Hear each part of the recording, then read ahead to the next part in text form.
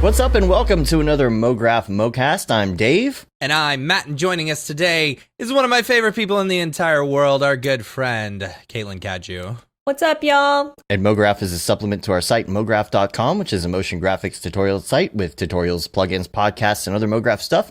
And on the show, we talk about everything ranging from motion graphics to Cinema 4D, After Effects plugins, render engines, doing business, doing taxes, being a contractor, or working for the man. You can email us info@mograph.com. Let us know what you think about the show. Questions, comments, concerns, queries, grievances, show topic ideas, artist suggestions. We're on Facebook, Twitter, Instagram, YouTube, mograph.com, all the things. Whew. Send us something. Noob, expert, doesn't matter what your question is. Just hit us up. Let us know. If you want to know what's a keyframe, just ask us what's a keyframe. If you want to know what is a complex hierarchy filled with many multiple... I don't know. Yeah, you just making. I'm just making things up. I hear I was like, all right, there. I'm following you. Don't ask him that because right, you don't know. No. If you want to know about complex OSL shaders Don't within ask your me. camera No. tags and Octane, We could probably find someone. you could ask us. Yeah. How is a keyframe? Yeah, nice. Everyone asks what is a keyframe. They never ask how is the keyframe. How is a keyframe? Or even why, Yeah, honestly. Exactly. How to That's keyframe. What render engine best? Yes. Still, so many people ask that question. Mhm. Still. It's too many of them. I don't know. I'm out of that loop in a big way. You're lucky. BestRenderEngine.com. Oh, boy. That's all you got to know. If anybody Yeah. asks you, BestRenderEngine.com. When is a keyframe? Holy shit. Why is a keyframe? What makes an MC? We really need a T-shirt. What makes that a said, DJ? Which render engine best? You know, or something like that. Just like the most ridiculous. That'd be good. I like that. Watt render engine. Yeah, That render Watt is fire. render engine. Rat render engine. Watt render engine. So hit us up and ask us Watt render engine, and then we will introduce you to bestrenderengine.com, and you can check it out for yourself. There's so many questions about that still. It's just like, dude. Just try them. Yeah, Try them. Try them all. What do you like? There's demos. Which one do you like? What do you like? What works for you? No? Oh, this is gonna be bad. Like because you're commenting in the chat is trolling as well. the chat silently. I'm just asking I'm hard-hitting very questions. impressed that you're able to because Somebody I I know, can't you're very focus good at that well. I got, I'm always containing this big brain. I like the question though. You got to read it. Yeah, could God make a cube cube so big even he couldn't render it? Yeah. Oh. I don't know. Bringing that God- into the modern day. Could God make a scene so big that even he didn't have enough VRAM? Maybe that's what Earth is. That's You true. know? The universe. Yeah. It's a lot It's going one on. It's 1 million bajillion trillion GTX. The TI. TI. RTX Infinity. Right. Anyway, speaking of rendering, Speaking. you know what you don't have to render in What? is What? Unreal Engine Yeah. because it's real time. Yes. And I have heard that. feeding- I mean, technically, Yeah. you do render at the end. It's just if you're real time. rendering cinematic, it's just fast. yeah, that's the universe Arguing we're in. It's the semantics, real time whatever. one, right? Yeah, well, it's Yeah. a simulation, so. Yeah. But if you follow us on Instagram, you probably notice that we put a lot of stories out. What do you call it? Is it still regramming if it's a story? I have no idea. You're reposting the story, regram I'm- story. I am not story hip with the lingo, so I've and I never don't even know how regrammed. to regram someone's Yeah, thing. I actually don't know how to do that. Unless someone Have you tags ever- me in it, then I say, "Oh yeah, send it to my timeline." But that's all I know how to do. Yeah, like you've like posted someone else's story before, Yeah. Well, right? Is as that long a as they tag regram? me in it. Yeah, then you can If share no one it. tags me, then I don't know how Yeah. to share something. Okay, It's a Well, complex that's- network of all manner of Yeah, stuff. yeah. It's Who's to say? yeah, it's nice. But anyway, if you look at our stories on occasion, you'll notice that we do re-story Feeding Wolves a lot, who has been working through, or finished, I think, Jonathan Winbush's course, and has posted a lot of things that she's learned, and not just in the course, but stuff that she's learned from his tutorials. She's been working with Capture Suit, Rococo, I think. Fun. And so she created this little short, and I'll post a link to it in the notes, and you can check it out. It's like an ice world, and there's a giant, like, robot person, kind of like cyberpunkish robot person. I'm looking at it now on the gram. Hey, speaking of, what up?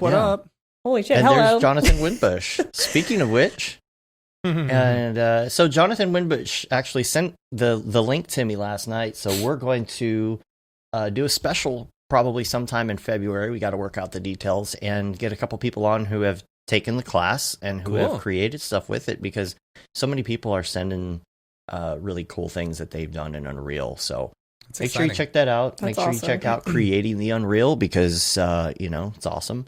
And while you're at it, check out Stop Being Afraid of Houdini and our AR crash course for Spark, and check all that stuff out, yo. And also, you can also check out Caitlin's podcast. Let's talk about that for a second. So,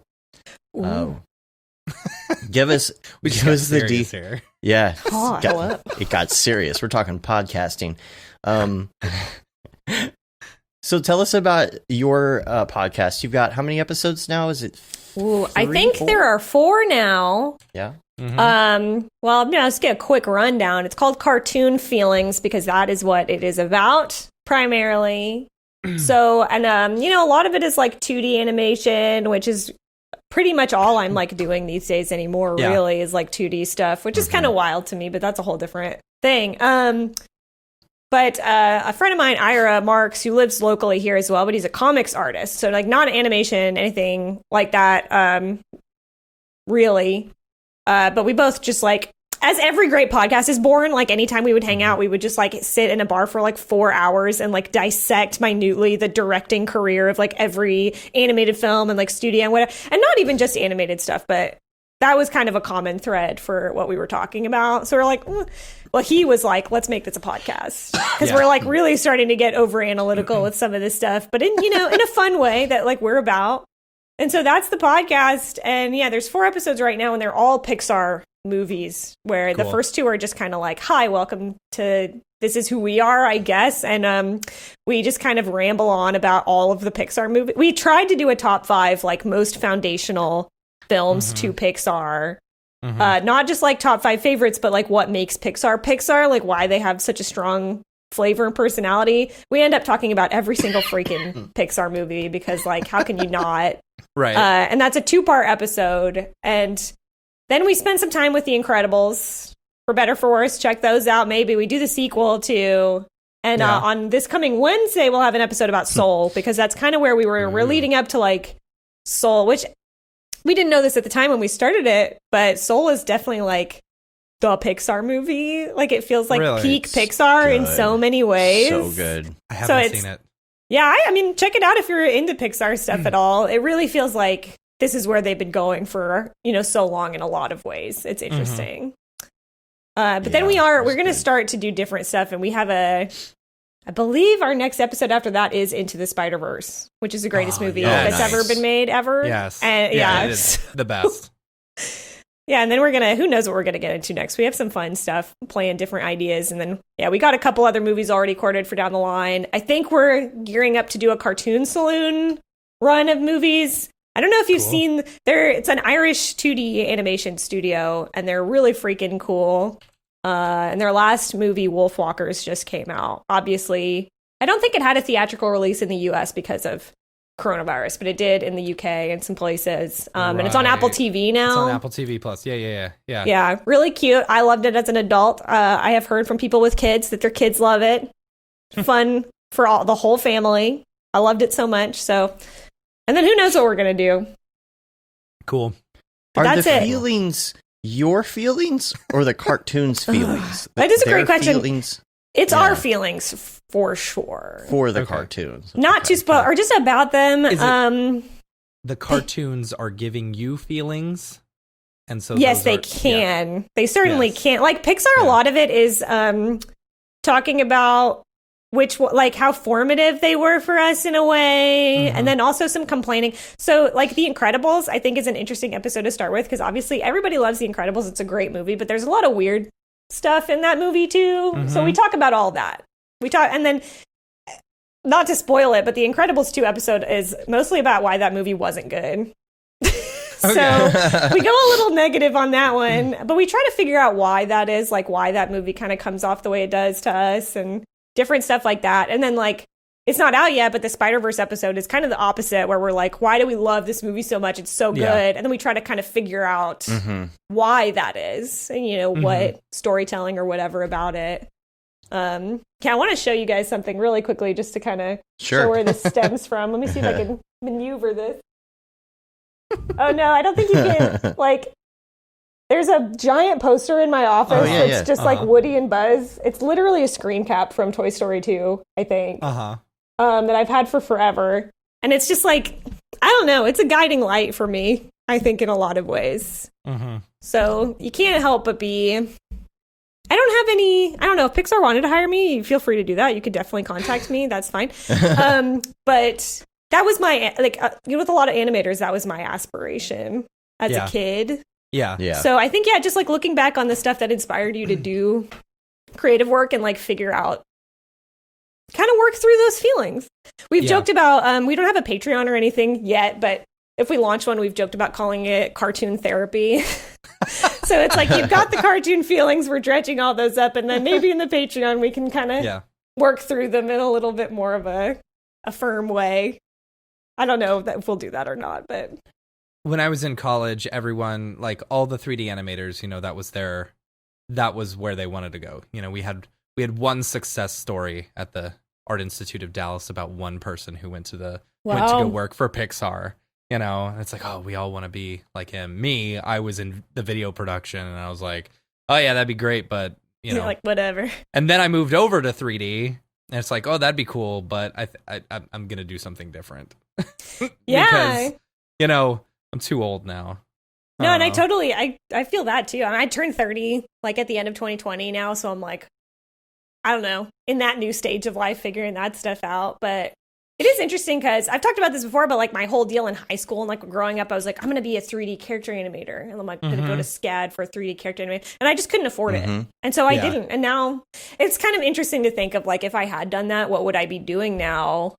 Because I don't know. I think about that sometimes. Yeah, like these kind of monumental decisions you make sort of when you're young. And who knows? I mean, it's totally a different track than anything I've ended up doing, even when I've done 3D work. It's kind of strange. Yeah. I think I'd be a private investigator. Honestly, that doesn't sound too bad. Fun. No. I think it'd be fun. I get a van. And just you're not sit and watch people all day. You're not on the computer, or at least, I don't know, maybe PIs in the modern time are on the computer a lot. I guess I could see that. I think so, yeah. Probably have a lot of memberships to those sites that do like background checks and stuff. Yeah, you're in the deep web or whatever, 24/7, like hunting through people's dark web internet files. Yeah, deep web. What the fuck? Like no, dark web. I've never seen it. At my old job, where we would edit people's home videos and stuff, we used to have a few private investigators who came in all the time, where they would literally just sit and like follow people's boyfriends or girlfriends to see if they were cheating or something like that. Gosh, that job was so depressing. Did you ever work with the Cheaters show? No, but I had a couple of friends who were on it, you know, and like it was total BS. You know, it was all fake. And they said, sure? Just work because it up. Somebody in the chat, I believe, actually worked on that show. That'd be interesting to hear. Yeah, bust this wide open. Yeah, well, I have been told. I've also been told that Jerry Springer was fake, and you got paid based on how many times you started a fight, or you know, so on and so on. I do, but honestly, I would believe that. Yeah, really ruins the magic for you when you find out stuff like that. It's all because you know, I was so invested before. I was like, this is real human drama. See, look, VJ, he is a lead cameraman for Cheaters. Is Cheaters still on the air? Is it still on the air? Matt. I didn't know. I told you, Matt. Yeah, no, I didn't even know it was still on the air. Yeah, but how long have you been doing it? Wow. like that's a long time. I'm pretty That sure is he's a been long working on time. that for. I as long remember as I've- it going on when I was in high school, which was a very, very long time ago. Yeah, Yeah. I they've didn't. been I haven't around. even thought about that show in about 1,000. Wow. Yeah, in roughly 15 years, I haven't thought about it. 15 years. 15 Wow. years he's been working on. And the thing is, like, the reason I saw it back in the day is because we didn't have all of this, like, on-demand media when it started. You'd Yeah. always Yeah. see cheaters on TV, like, in the afternoons or things Man. like that. I didn't know it was still around. I'd actually forgotten about a lot of this stuff until I was rewatching. My husband and I watched the Austin Powers movies recently, which Good like we stuff. hadn't seen in a long time. Yeah. And there is, I think in either the second or the third one, I don't remember which now, they do like a Jerry Springer bit Yes. where like Yeah, Dr. yeah. Evil and like Seth Green are on. And I was like, oh my God, I forgot all about that this show even existed. Maybe it's Yeah. Maury. I don't remember. It was Jerry Springer. It was Jerry Yeah, Springer. because he's in Yeah. it. Like he's the Yeah. host. And it's Yeah. just like, holy like that movie is so of its time. Yeah. Great though. They need to make a fourth Austin Powers movie. I would love it if they did. I actually looked it up. And the Yeah. Wikipedia page is like they've been trying to do it or talking about it for like 15 years at this point. Right. And I'm like, somebody just needs to commit. Just make it. Right. And I want to know what that would look like in the modern day. Right. Mhm. I Right, need right, to know I that. agree. Because it's like in the first movie, they're like, it's the 90s. Like, it's the Right. 90s. And I'm just like, oh my God, this is from so long ago. Yeah. Yikes. But I mean, I also need to know how it wrapped up, because apparently, spoiler, the end of the third movie, you find out Austin Powers and Dr. Evil are brothers, Mhm. And then Seth Green's character, Yeah, Scott he's Evil. evil. Yeah. He's evil now. Comes full Yeah, circle. right? So, I don't know. The cycle never ends. Cycle of violence. Part of British pride dies with each movie. That's funny. I would also like to say on your podcast, that is not you, by the way, singing. No. Singing the theme song, no. Just- No, I'd like to have put to out a quick disclaimer. PSA It to sounds everyone. like you, though. I know it's really bizarre to me. Maybe Are we you should just tweak playing a it. trick? It's not me. I swear to God. Okay. I don't know, but yeah, so It's your many alter people ego. have been like, "Do I detect like Kaylin Cadieux singing on this?" And I'm like, "You sure don't. That is not me. It's uncanny." Hmm. I don't know. Maybe we got to re-record the vocals on that and be like, do it again, but like, get me out of there. Yeah. None Yeah. of that in there. I You don't have know. a little less Caitlyn in there. Yeah, which normally I'm Yeah. like, no, more, Yeah. just personally. But Yeah. Well, we're glad that you joined our network. It's a really good way to get the word out on some of these motion graphics podcasts because honestly, let's be honest. Like motion graphics podcasts are pretty niche in the Yes. grand scheme of things with Yes. podcasts. Yeah. So it's hard for us to climb in the ranks and things and get the word out. So we're gonna promote each other and whatnot, and you'll probably be hearing a little promo at some point on Cartoon Feelings, just like you hear with Go Gorilla. yeah, Yeah. I'm So- gonna put something together, Yeah. kind of Yeah, give people the flavor. Maybe talk a little bit more about. Right now all we have are episodes kind of breaking down movies and storytelling and stuff, but we definitely have other stuff we want to get into. So Mhm. hmm we'll see more on this Do as you- it develops. Is it all gonna be like movies but like do you like for No. me when I think cartoons, I think back to the classic like Looney Tunes Tex Avery style Yeah. cartoons. Yeah. And those were my influences. I love Like those. I used to go like before bed every night for like an hour. I would watch nothing but like Looney Tunes and Yeah. Tom and Jerry and what was it, the Ant versus the Aardvark or whatever, and Oh, I don't know tons that of Tex one. Avery. Yeah. Ant versus the Aardvark. It was very similar to like the Pink Panther cartoons and stuff like that. It was really good. There's Really, a lot of really good. animals duking it out in these I know, right? cartoons. That's I awesome. loved to get up at like 6 a.m. and watch Pink Panther reruns. Growing Yeah. up, that was pretty good. Yeah. Yeah, we will definitely, because I think even by our definition, we might at some point get more into comic stuff too, which is definitely Ira's forte, because he's a comics artist. He's like working on graphic novels. Look him up. Cool dude. And yeah, my background is not as much that, but I think we're really interested. A lot of it is about telling stories, and like storytelling, I feel like is something that we gravitate to a lot when we're talking about it. So it feels like more than that. We actually, I'm just spoiling all these future episodes, but the next one that we're going to record, I believe, teasing the future episode. Yeah, give it a little taste. Is we want to talk about Pixar's last short that came out. So I guess presumably if you'd seen Soul in theaters, this would have been, the preceding short. Pixar's like, always done stuff like that. And it's called Burrow, and it's this really cute little animal story. But it's short form, it's like probably like 2 or 3 minutes, maybe, if even that. And we want to talk about that and then talk about short film and all this stuff. It's just a different, way to...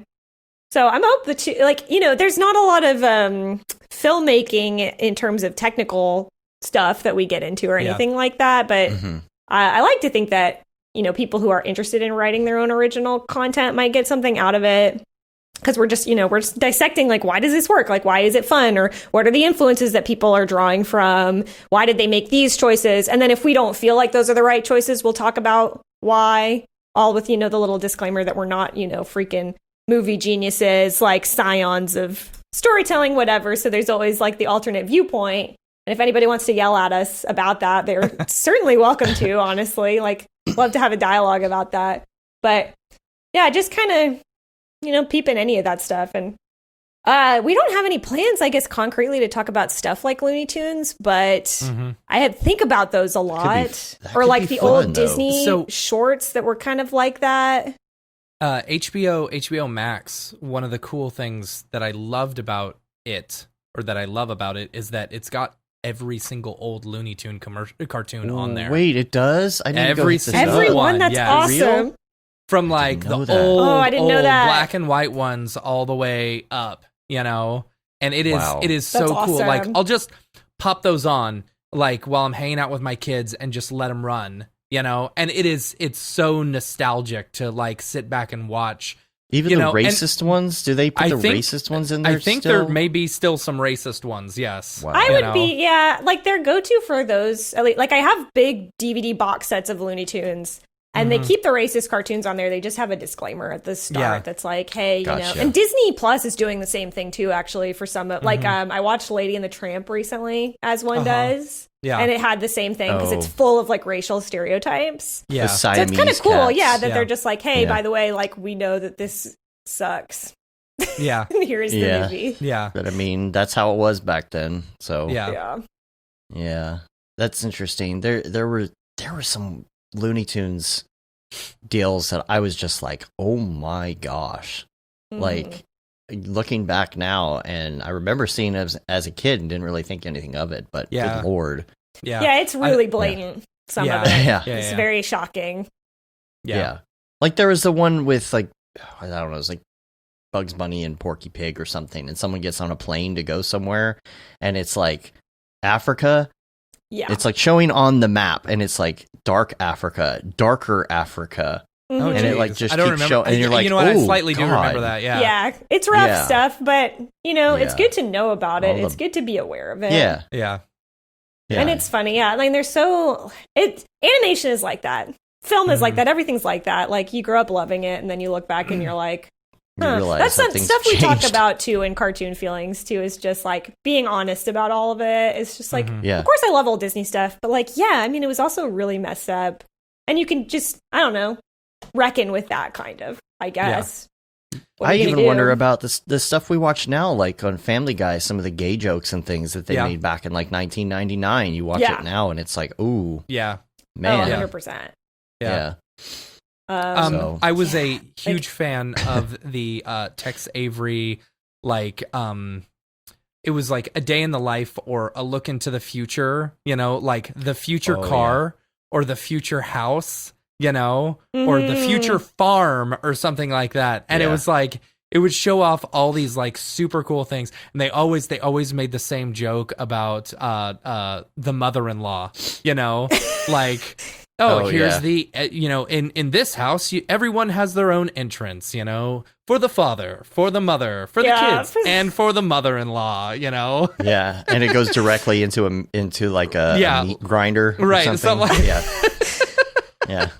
Yeah, that's I mean, it's all like this isn't funny in the same way, but I will say, just like springboarding on this and talking about it, like I love that Disney Plus has a lot of the old Disney stuff on it too, not just old Disney movies, whatever, but the shorts too. And I had never seen this one before until recently, but as part of this podcast, we were talking about it, and they had like, I don't remember the name of it, but there was the show where Walt Disney would actually like come on TV and be like, I'm going to show you the world of the future, like whatever it was. Yeah, and, the Sunday. Yeah, and they would do really cool, like random topics. And one of them was this Mars and Beyond short. I don't know if you have seen that. Like, I loved it, so I'd never seen it, and I watched it. And it's really cool because it's just this like, I want to say it's like an hour long. It's probably shorter than that. But it's just about like what they thought Mars could be. Yeah. And it feels so random. And I was just like, oh, I love this. Like, I loved this kind of stuff when I was a kid. It's like beautifully designed, really cool. Same kind of style as a lot of those like older mid-century. So those like Looney Tunes and Disney stuff sort of had a similar aesthetic. And it's like, this was maybe what alien life would look like on Mars. And then there's just like weird aliens like doing stuff and like hunting each other. And then it gets kind of funny where there's this weird, and it's kind of questionable, but this weird little section where there's like a man and like his secretary, and then the secretary gets kidnapped by an alien. And then there's like a 10-minute sequence where she's just being like harassed by this alien on Mars while like nobody helps her. But it's just like, what is going on here? And they're like, this is what it's going to look like in 1990 when we're on Mars. They really are. And it was funny, too, because they made this in, like, the 60s probably. And then they're like, well, we can't wait to find out more about Mars. Because, like, who knows? Any of this could be real. And now, looking at it in 2020, like, we know a lot of the stuff that they talk about in that isn't real. Right. And it's just like, but it's a cool little piece of history. And it was, I don't know, stuff like that was really inspirational to me. Well, it's because the science is advanced now to where we actually know that the Earth is flat, right? And we finally cracked the case. There isn't Mars. Yeah. That's a projection. Yeah. Right. It's not a planet at all. Yeah, that's the deep state putting Mars there. Right. On the deep web. Yeah, it's actually just a piece of cardboard. It's so wild. That stuff is really cool. So I don't know if any of this sounds interesting to you. You'll probably like our podcast because we just spend a lot of time being really nerdy about animation history and etc. Yeah. And how good Spider-Verse is, which comes up a lot. It's so good. It's unreal. So good. We had to do a project recently for EA, and the reference they gave us was Into the Spider-Verse. They gave us like a still image, and so I was able to like copy some of the colors from it, and I was like, it ended up being my favorite one out of all of them that we did, because I got to put my own spin on it, and like having like watched it 1,000 times and, hearing people talk about what made it so different than every other movie, I was able to incorporate some of those little things in there, and absolutely fell in love with the animation. It's like one of the few animations I actually liked from last year. Yeah, that's so cool. And it like, there's so much inspiration to mine from that. I don't know. I get fired up every time I watch it. Yeah. I like that we're playing matchmaker in the chat. Like we're playing podcast matchmaker. Yeah. Oh, what is going on in here? Because I love it. VJ and Gorns is I don't know if that's how you pronounce it. It might be G Warns. That could be like the VJ name, G Warns. What up, G Warns? Anyway, I think the two of them are getting together on a VJ podcast. This could be a thing. All right. That is cool. I would love to see that. Y'all should do that. That'd be fun. Especially now with like Unreal Engine. I'm seeing what people are doing with Touch Designer and Unreal Engine right now. Oh Touch Designer is so cool. I don't know anything about that. Man. That's what all this stuff is new to me. I'm so disconnected from the world of Unreal, the world of 3D anything, the world of like live stuff. I'm off in my own zone. It's good to keep an eye on. Yeah. I won't dive into any of that unless absolutely necessary. Yeah, I'm at the point where I'm not going to learn new software unless it is necessary. I kind of get that. Matt. I am kind of old. get that. Yeah, I've hit that age. I'm an old man. Unity. VJ says Unity. Okay. Cool. Oh yeah, cool. But there's too much stuff out there, and I don't have much to talk about with this, but like the only real reason I'm not doing any 3D stuff anymore is it's just like that's just how stuff has worked out. Because like when I was getting into it, I was at the Atlantic still, and I kind of was able to work that in. Yeah. And honestly, I was using my own copy of Cinema, so it was like, and at this point, with the way things have gone, like I still have I'm like on R20 or whatever, but like I'm not paying for a subscription, like I don't have it, and then I'm not working on any 3D stuff, and it's just like just not the way that my career went. I guess. I mean, it's been a couple years, I guess, since I've really been in it.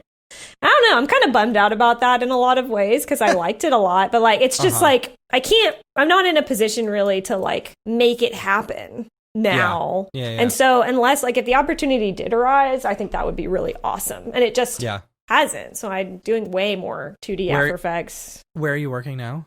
So okay. Yeah. Big we need to play catch up. We gotta rewind. Yeah.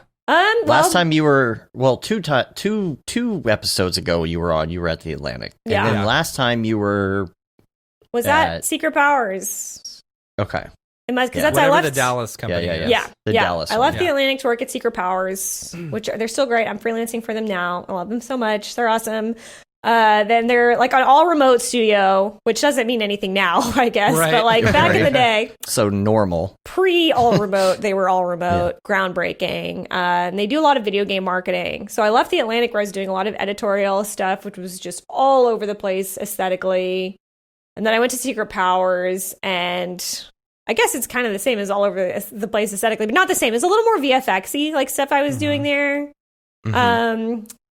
And I don't know, just like video game promos, trailers, different stuff. A lot of it was not like full animated. It's adding, animation or like, even just like simple graphics to footage, whatever, that kind of thing. But then I left Secret Powers in October of last year so I guess now I'm kind of in the big, scary, intimidating world of freelance, finally amongst the people, which I've always... Yeah, for a while I was like, man, I'm like the only person I know really who's like still hanging out on that full-time zone. That's not true, but there's so many freelancers out there at this point. But I'm on a long contract with Vox for their Netflix show, Vox Explained. So I'm actually kind of back in the Atlantic world in a way. Like the work is very similar. I thought I had seen something about Vox with you. So, yeah, I might have tweeted it at some point or something, just being like, hey, so I'm doing now. I'm actually still on break for that show right now, so I'm going back next week. Yeah, so like the 25th. So right now I'm just doing some freelance over the past few weeks. But yeah, and then I think that's really where I'll be through August, which is pretty cool. That's good to be booked till August. Yeah, and I honestly, I really, really love it. I guess I probably can't talk much about it. I've worked on a couple things so far. None of it is out. But I forgot how much I miss doing that kind of editorial work where it's like, here's a subject. Because the whole thing with Vox Explained is they're like half an hour episodes, give or take, or like 20-minute episodes about a topic. And then they just go all into it. And like I didn't work on this, but they released a miniseries. They've done a few miniseries. And the last one I think that they released on Netflix was about voting. It was like a 3-episode series about like the history of voting in America and the different, and kind of up until the present time, which is like really timely and cool. And graphically it looks incredible. Like they always are doing really cool, different stuff with animation. So it's pretty exciting to be working on something like that. And then after that, I don't know what I'm doing. Yeah.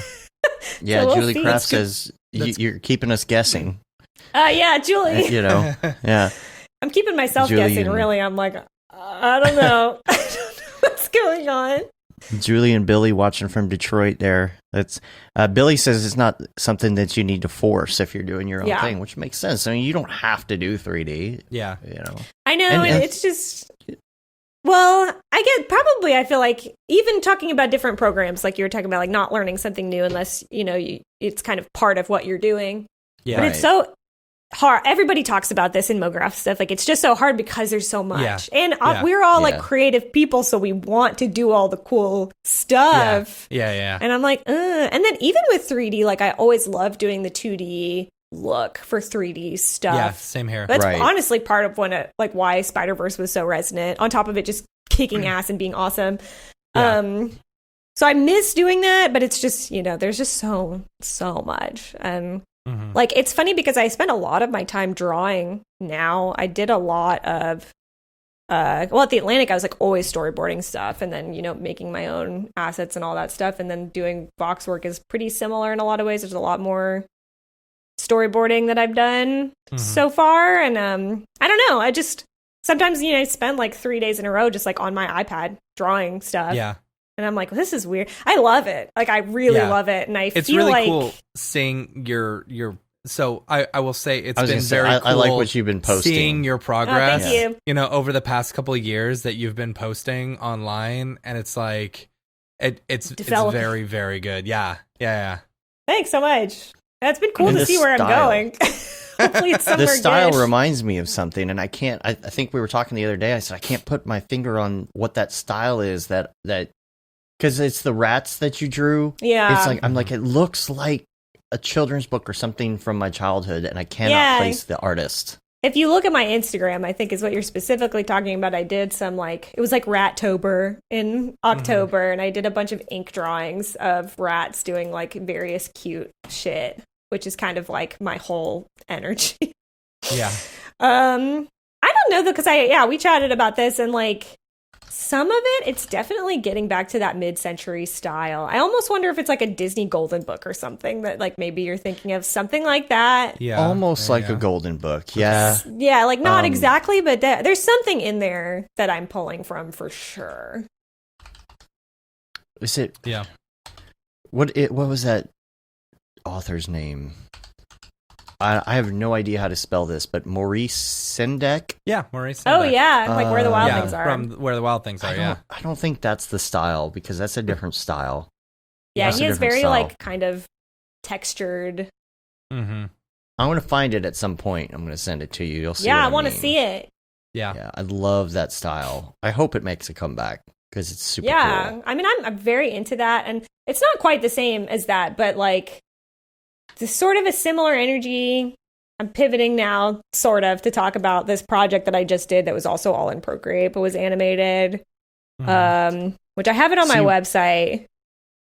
But right like here. A lot of... Do it. Yeah, do you have it? Do you see the one I brought up here on the... Oh, yeah. On the thing, like that style. Maybe somebody will recognize that style. And yeah, it's something very mid-century to me, which... And I think where I'm getting that from specifically is like mid-century Disney cartoons. Yeah. I don't know exactly. It's still not exactly the same because but there's concept art from that time, like from the studio, that kind of has this feeling. A lot of what I'm like cribbing directly from is Mary Blair stuff. I don't know whom amongst us knows her, but she was just like a Disney artist, during that time period, that did a lot of color stuff and like a lot of shape-driven kind of design. Yes, she did. Is she the one that did like the design for It's a Small World? Yes. Right. Okay. Yes. Yep. Dead on. And I'm just like fully obsessed with her. And that's like, I kind of brought that up because like her color palettes are incredible. Like the stuff that she would do with color was so amazing. And when I did this animated short that I posted recently, it was just like fan art for this funny podcast that I fucking love. Everybody should listen to. I stole the colors all directly from her. And it's nice because people were like, I really like what you did with the colors. And I was like, yeah, I know.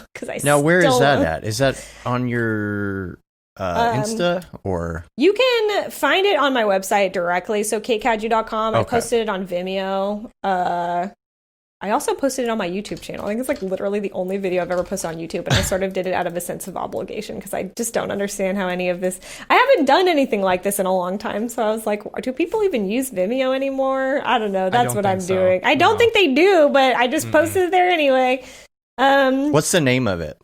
It's Stir Fry's Dream because it is... I don't know. Can I post the link in here? Does that... Yeah, I've got it. Send it to Dave. Okay, I was like, I don't know if this... I've got it. Whatever. It exists, though. And, like, to get the color palette for this, I obviously did a lot of tweaking and adjusting. I had so much fun. I did this whole thing like... in Procreate? Yeah, I mean, I put it together in Cinema. Or no, not Cinema. Wow, holy shit. After Effects. Can you imagine? No. I did... there was a lot of compositing stuff that had to be done because I love Procreate. I could not... sold on it in so many ways. I hope they keep pushing and keep adding. But there are limitations in like how many frames you can have in a thing. So if you're animating, you're literally like adding layers, and that's like frames. And I would have to split up some of these animations into multiple Procreate files to be able to fit them all. Like to do the flag that animates in here, that I actually animated in Cinema first. So I was cheating in a big way. And you kind of like trace I loved it. It was great. It was really smart. Yeah, and then I rotoscoped it in Procreate, and there's so many frames in that thing that I had to split it up into like 3 different Procreate files that I then just like stitched together in After Effects. It wasn't hard. I just had to, because you hit a frame limitation where it's like, or like you've used too many layers in this document, and you like literally can't do it anymore. See, so like these stars, gorgeous. like right here, the stars here on the side, and the way that you do these little explosive elements, to me, that looks very Bewitched. Oh, yes. Thank Bewitched. you. And then, like this section here, let's see if I can, you can see it better at the beginning, but this is very Bullwinkle and Rocky to me. Yeah. Yeah, it's all that. Yeah, I'm just cribbing that style directly because I love it so much and it's so formative. great. And if I could live in that style for every project, I probably would. So good. But like to get the colors for this, I took Mary Blair did the art direction for the animated Alice in Wonderland, the old Disney one, which is a really weird movie, and I don't feel like that many people watch it now. I mean, I love it, but I took screen caps. Actually, somebody had posted online screen caps of the title sequence from that movie because they're just like still illustrations. And I dropped all the colors and then I just mixed them up as much, until I like thought that they were working for me. And that's fun as hell. And I highly recommend it. And no shame. Thank you, Mary, for being a shoulder I could stand on. I am extremely jealous of these, by the way. Like, yeah, the style on this one here is, what's the name of this? Sex in the 1960s College Girl. Like this style is so awesome. So good. Thank you. It's all coming from the same place. I loved working on these. These were my favorite things to work on, I think, at the Atlantic, because that one in particular, and one other one I did in like an old, like black and white 1920s or like 30s animation style. But they were like from articles that were written in the Atlantic at that time, which I think is wild. So like this is like based off an article that was published in the Atlantic in 1959. And I was just like, oh my God, like this is such a pleasant excuse for me to just live in the 1959, like UPA, like TV animation world and really push that. And my only regret, honestly, I wish I had more time when I was making these to just spend like a gajillion hours on it. Cause a lot of these were like, I probably had like 2 or 3 weeks to put this together. The whole if you're into that thing Looney Tunes vibe. Yeah. This has that. Is it? Would you consider this is it Tex Avery? Very much Tex Avery. Yeah. Just that look, and like some of the scenes, like where all the people are in color, and then the rest of it is kind of a monotone. Yeah. Like, oh, it's so cool. Yeah, so cool. I love that aesthetic.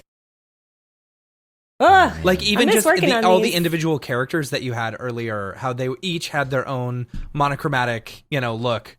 Yeah, that was super killer. Was one of my favorite frames to draw, and also like doing like background characters like that, where they all are so expressive. Like Tex, like those guys were so good at drawing stuff like that. Yeah, like their characters were always like, they're so funny to me, and I loved it. So it's really fun to play around with stuff like that, and I'll do it again. If given the opportunity. I was gonna say, like, I'm thinking now, like, if we have a project that comes up that has like any excuse to like contract you out to do something like this, I'm Hell like, all right, keep me in mind. When can we play with this style? Yeah, like that's like just that's the thing. Like I love to explore styles, then find any excuse to throw it at a client. Be like, look, you got to do this. You got to do this thing. Just trust me. Yeah. This is the hotness right now. Yeah. This is what the kids are doing. Yeah, and hey, mid-century style, that seems like it doesn't go out of style. So yeah, hopefully got some more. I don't know. Yeah. They did the second episode of WandaVision. They did like a Bewitched spoof intro. Yeah. That's really good. The stuff I've been hearing about that show is really kind of perking my attention. So I gotta go out of my way to check that out. I really liked it, and I'm so like they had me hooked with. So me personally, I like, just like the old Looney Tunes stuff, I loved like the Dick Van Dyke Show. Yeah. The Dick Van Dyke Show to me was like perfect. It was so good, you know, and it may have some sort of influence of why I went into TV, because, you know, he was a writer for a TV show and stuff like that. So, and it was the episode where he writes the story about how his wife keeps on opening his mail, you know, and then he writes a skit, you know, in the show about the character's wife opening his mail, and it like is this inflatable, the self-inflating raft and stuff, and then the exact same thing happens to Mary Tyler Moore's character in the show. Like, that one it's just classic TV. And like WandaVision, I love that the first episode they set it up just like the Dick Van Dyke, you know, set and everything like that, and it's like, oh. And the little one-liners and stuff, it's so perfect. It's so perfect. And then you get the, you know, the story in it as well. And you got to watch it. You got to watch it. This is compelling. I think I'm going to like it. Yeah. So, I didn't ever see that show, but there's like bits and pieces of TV from that era that always were interesting to me. Dick Van Dyke was my favorite. I felt like Dick Van Dyke, himself was just such a, he was such a lovable character, you know? Yeah. And he was very animated, and, you know, it was very, very good. I loved that. I love the Family Guy take on it, where he's just, it's the intro and he's just like killing himself and falling on broken glass and falls through the stove and sets himself on fire. No, I just actually, this is so not anything, but like Neil was watching Night at the Museum the other day, which I just like haven't seen since I was a teenager, and I'd forgotten he was in it. And then, but you just see him and you're like, he's so endearing. Like, there's just something so, I don't know, warm about him, I guess. Even though he's like the bad guy in that movie. Yeah. Ultimately, it turns out, but like, it's just like nice to see him. He just feels very iconic. Take a shot anytime something is Matt's favorite. What do you mean? Matt's favorite. Oh, that's my favorite. Oh, take a shot like a drink. All right. Yeah. You'll be drunk every episode. Right. So what have you been doing as far as COVID and getting work done and all that? Has it really changed much for you? And honestly, no, not really. Yeah. It's been kind of weird. So, I mean, all of this started to go down when I was still working at Secret Powers, and that was kind of a good spot to be in, I feel like, because, like, what are people going to do if they're inside all the time? They're going to play video games. Yeah. And I don't know if that really amounted to anything. Boy, did we. Yeah. Yeah. And I'm sure it shook up some stuff, because I know there were some live action projects that we'd had planned at that point, like to do actual shoots. And there were workarounds in that sense where, you know, now Secret Powers, much like a lot of us, I think, you know, or I'm sure some of us out there have like developed ways to kind of get the camera to people and then do sort of the remote shoot thing. Because actually there was a project that we had been working on at the time. I didn't really touch this project, so I didn't really work on this personally, but they did a whole interview series for the Yakuza game that was coming out. That maybe is out now, I guess. And like George Takei was like one of the voices and that kind of thing. So they like, did a remote interview with George Takei. And just like send an iPad and like a camera and all of this stuff to his house and like get it all set up and do it. But it worked out great. So yeah, indeed. Things were definitely weird. Like that wasn't necessarily the ideal. That was not the plan, you know, but like making that work. And then you get people that are like, okay, well now we can't do shoots. So like, let's do some animation. But in a weird way, like, I don't think that Vox would have reached out to me necessarily if they weren't already all working remote. I don't, you know, it's just not that common for jobs like that place a lot of emphasis on like the in-studio kind of collaboration vibe. And also and they're the usually NDAs that come along with it as well. You know? Yeah.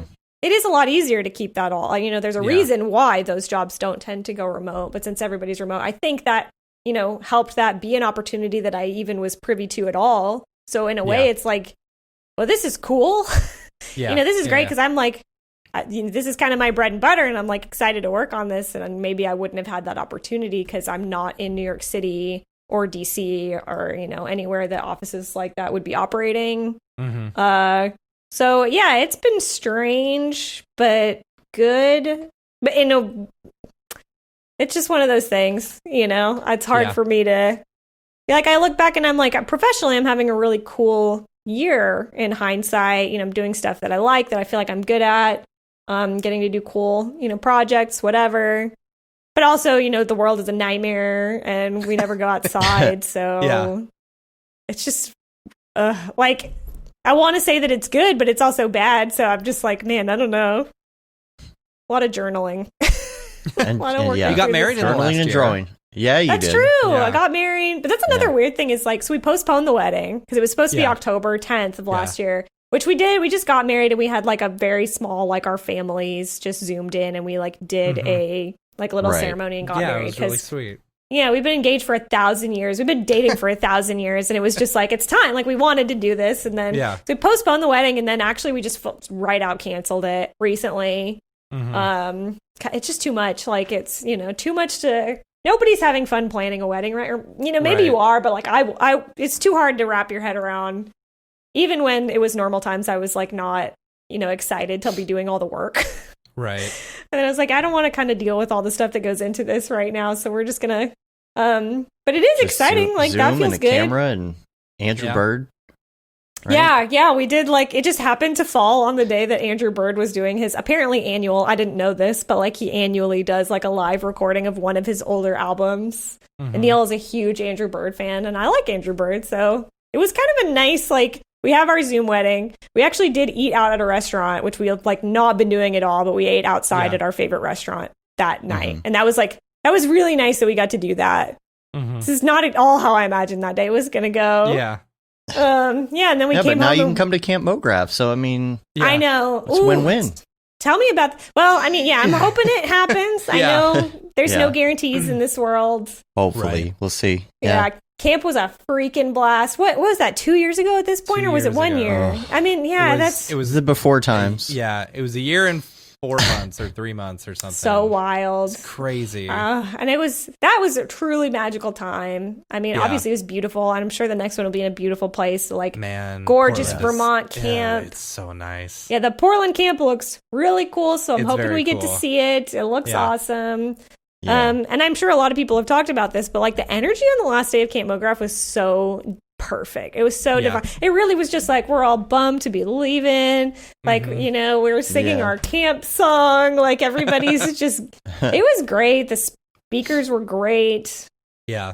Oh, I remember this is going to sound bad. I think we all were worn out because we're just like having so much fun being together. Everybody's staying up all hours of the night. Like we're all exhausted. And I remember like sitting in the fireplace room.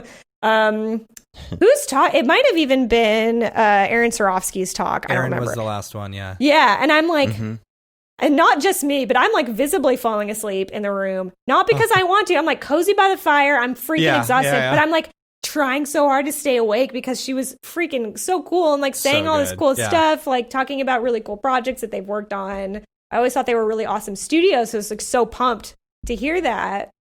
And like just like looking around the room, like we're all like fighting to stay awake so we can like absorb this. But it was a really awesome time, so I will be more than thrilled. Yeah, we stayed up that last night. We stayed up so late. I know, just like watching Phil and Brodeur play beer pong. Till like 4 in the morning. Oh man, yeah. Just like EJ and Brodeur chest bumping. Next Camp Mograph is going to be in Portland, outside of Portland in Gresham, but it's like basically right next to it. It's is it Camp Collins? Is that the name of it? Yeah, Camp Collins, I believe. It's super cool. I'm so excited. Yeah, it looks when it happens, man. I like it's one of those things where it's like, okay, so Biden's got his 100 million vaccines in 100 days. Yeah, I'm like, let's get cracking, dog. Like, let's do it. It's like, okay, shoot me up, cool. Okay? That's a third of the population right there. Let's do that. Yeah. Let's do that, and it's like, okay, I'm just, organizing an event during a COVID year is very scary. Hi, my name is Sashia Dumont. I'm a writer, actor, and filmmaker. Hi, my name is Paul Robinson. I'm a director, DP, and filmmaker. We are the creators and hosts of the Go Gorilla Filmcast, an online source for all things indie film. We are a husband and wife film team and co-owners of Sen3 Productions, and we started this podcast for filmmakers like ourselves who were producing on micro budgets with skeleton crews. Go Gorilla is a weekly podcast that features various talents in TV, film, and web series productions. We've interviewed filmmaker powerhouses like Kestrin Pantera, Richard Raymond, Alex Ferrari, Cassandra Ebner, and Ryan Connolly. Amazing actors like Hannah Ward, Lou Taylor Pucci, Chris Wataski, and Eileen Gruba, groundbreaking cinematographers like Jody Lee Lipes, and Jessica Lee Gagné, and many more. We also offer weekly reviews of our favorite films and shows, which vary from low-budget first-time filmmakers to A-listers and everyone in between. Go Gorilla is proud to announce that we have officially joined the Mograph Podcast Network. So if you love filmmaking as much as we do, tune in every Sunday for a new episode of the Go Gorilla Filmcast, your source for all things indie film. Now available on the Mograph Podcast Network. Yeah, it's not just the uncertainty. Yeah. We all have, especially as freelancers now that I'm a freelancer, but or whatever. Like, it is weird. There's always that element to take into account, and then this just compounds it. Yeah. In so many ways. Like, you just don't know, like, what are we going to be able to do? Like, are places even going to still be in business? Right. Like, all of this stuff, like, there's just so much stuff that you can't count on that you never thought you would have to worry about. And it's not fun. It's just not fun. Yeah. Maybe we'll just buy a camp. Like, buy some campgrounds this year. That'd be cool. Get that loan money and put that into a for real camp. Mograph. Right. Yeah. Let's do I it. don't hate it. Yeah. I liked the fact that everybody would just kind of chill and take their iPads into the cafeteria. Yeah. And just I bought an sketch iPad specifically for that. So that the next camp I could sit around with everyone and draw, you know. Yeah, it was, and I love that too. It reminded me, like, when I was a kid, we would do this. Just like, you'd get all the nerds of different stripes all in one place. Like, we're going to have like the crafting table essentially. Yeah. And like, during social times or whatever, there'd always be at least one full round table of people just drawing and like talking. And I'm like, this is the energy that I live for. And then like people I'd never met before at that camp that I met for the first time, that like we're still in touch, on a pretty active basis, like making like new friendships and all this stuff. Like it absolutely has that camp energy. Yeah, it's cool. So great.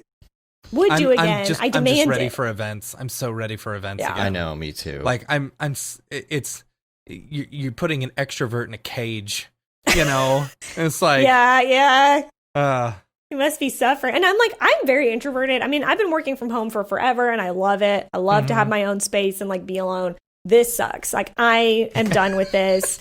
And like traveling and doing stuff like that was a big part of my like kind of social structure because of that. I mean, we go out here and like hang out with our friends, like go out to eat, whatever. But for industry stuff, I mean, I'm in Troy, New York. I'm in the middle of nowhere. There isn't that here. So I'd go to New York City or I'd fly to a convention or whatever.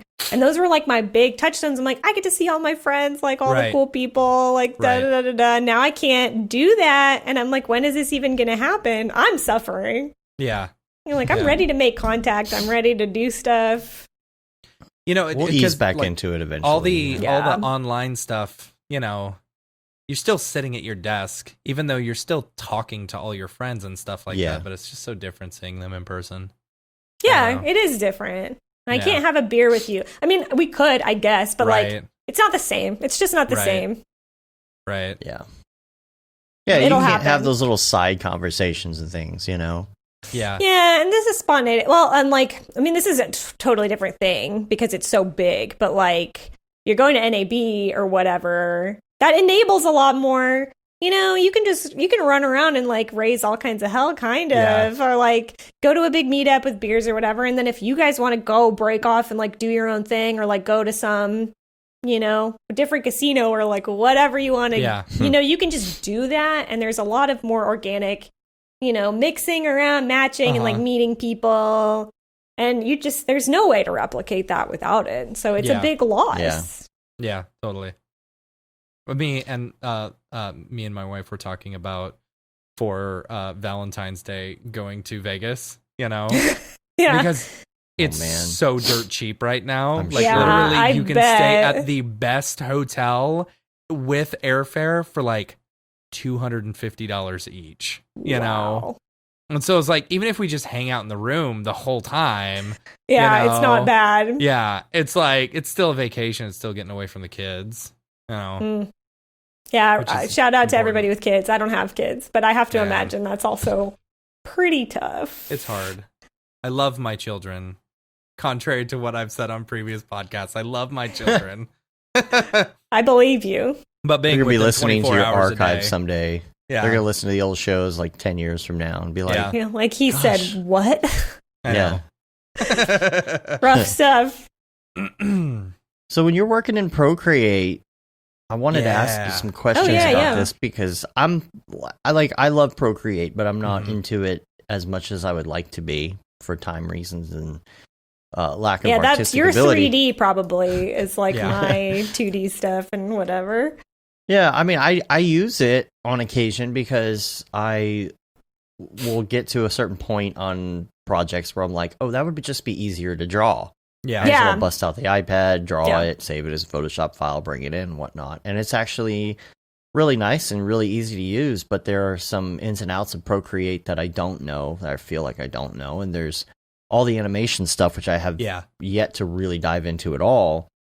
Which I love What so are much. some tips and tricks and some things that you've been learning that's like, you know, the deep dive into Procreate? Like what is something that you feel like people don't know enough about in That's Procreate? a great question. Ugh. Well, I will say I'm trying to think of stuff that's like not just sort of vague, like painting knowledge or whatever. But maybe the most obvious one that I could see being relevant to everyone is like using it for storyboarding. That makes a lot more sense Yeah. to me. Even I have a like Cintiq that's just been sitting in my closet for forever at this point because it's pretty old and it's just massive. Like I don't have room for it. All of this stuff. And the iPad has really replaced that for me in a lot of Yeah. ways. So if you are storyboarding, I mean, I love using Procreate for storyboarding. And something that I used to do in Photoshop when I storyboarded in Photoshop was I would use the animation, the timeline in Photoshop to do it because it was easy to just like, well, I need a new frame here. So I'll just like add another, frame or whatever. And I'd use Animator's toolbar, the extension to do that. Mhm. And now I do the same thing in Procreate because you just make the timeline and then every layer is that. And it's just so easy for me to be like, okay, well, like I need an intermediary frame for these two things. I can just add a layer right in that point, and then you can play it back to yourself because you can set the frame rate playback. You can make that like, show me one Right. frame a second or whatever. And I could just sit there and review it sequentially right in front of myself and just kind of use that to figure it out. And if you want, I haven't really done this, but you could, there's a way for you to set, so you have like a global frame rate if you're animating Procreate, so Right. 24, 12, whatever, like literally anything you want on a slider. But you can select in the timeline any layer and then, prolong how long that layer stays up. So you can also add Cool. holds. So even if you wanted to, you Oh, could do okay. a rough timing for anything that you're doing. And Can you add it's so audio easy. to it as well. I don't believe so at this point. That'd be nice if you could. you Yeah. I'm sitting here just kind of thinking, I'm like, how can I like get the ear of Procreate? Because I have so much. I tweeted this recently to somebody who was of the same mindset, but I'm like, give me an iPad that's like 16 inches Yeah. or 24 Right. inches if you want to get crazy. But like Yeah. really make me a 16 inch. I don't want the big phone, but I want the big iPad because this is better than Wacom stuff to me Yeah. or Wacom or whatever. Yeah. But Yeah. that's what I want to work in. It's so light. It's so easy. Take it around 16 inches. Please give it to me. And then Procreate, if they just kept pushing the animation tools, and I don't know if they want to do that. I don't know. But they used to say they weren't going to put animation in at all. Yeah. And they used to be really like, we're not doing it, which I love. Y'all got us real good. Yeah. And then they put in these animation tools that are already really good for what they are. Like if they just kept adding stuff, Yeah. it would be very think hard they for me will. to work in other things. They're very some much of like this. they're the Photoshop of the iPad. Yeah. Honestly, like people Yeah. aren't using Even though Photoshop there's on the Photoshop iPad. on the iPad. Yeah, Yeah. no it's one not uses as good.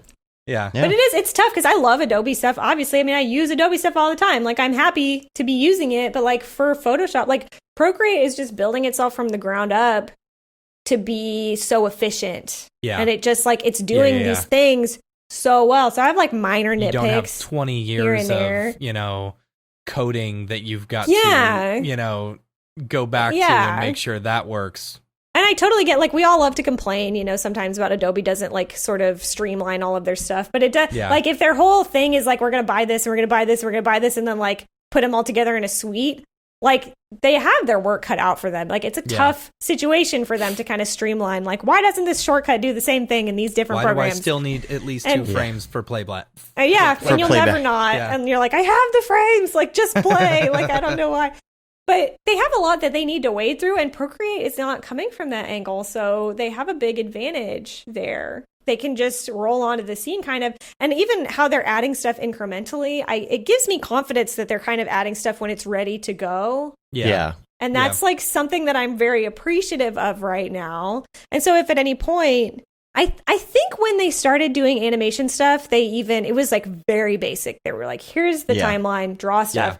And this is a very small addition. And I could be wrong about this, but I'm fairly sure, or at least I didn't discover it later, that they added an ability to put in a background and a foreground, which is amazing because not only can so if I want to animate a character walking through a landscape, I can put that landscape drawing in the background and it'll show up on every frame. Right. So now I can see what I'm doing.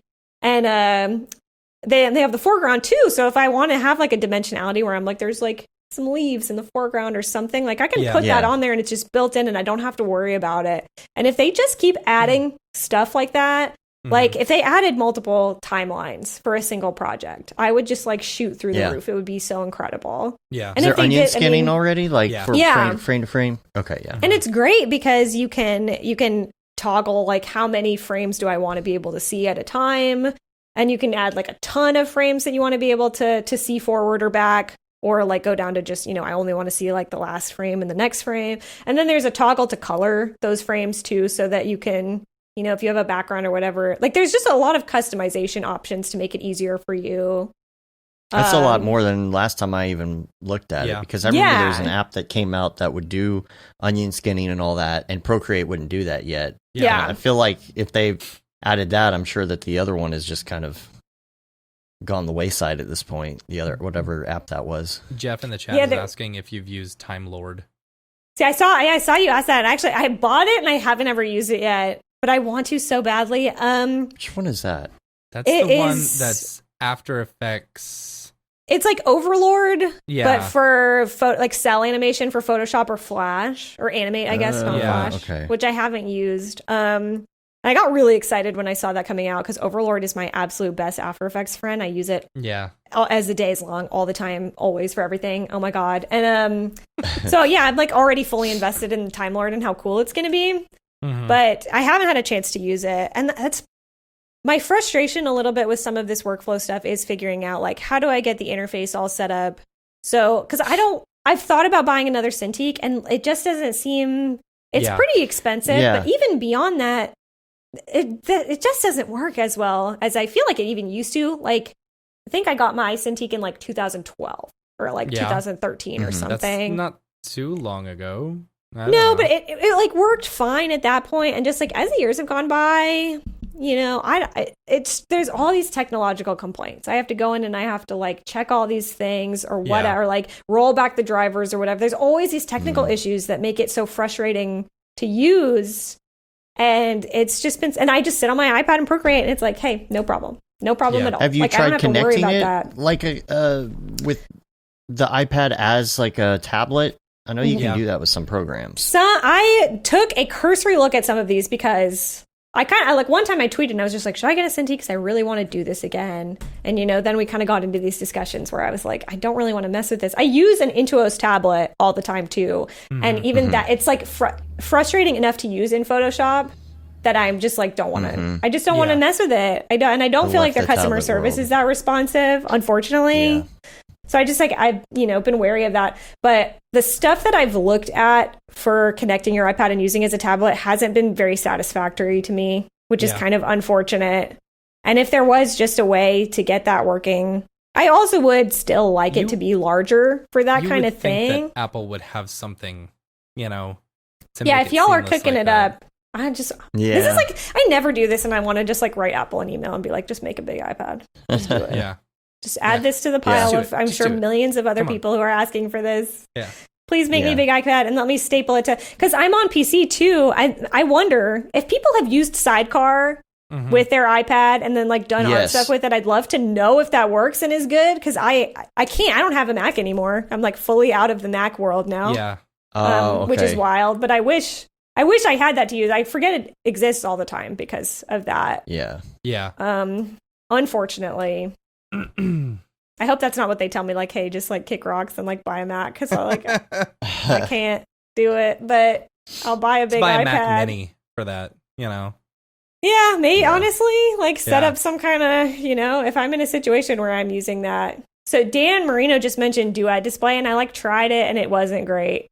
And I don't want Yeah, to I pay. kinda I had the honestly don't want to same. pay like $10 a month or however much it was to just Yeah. be able to have like, Yeah. I don't know. It's just a little frustrating to me.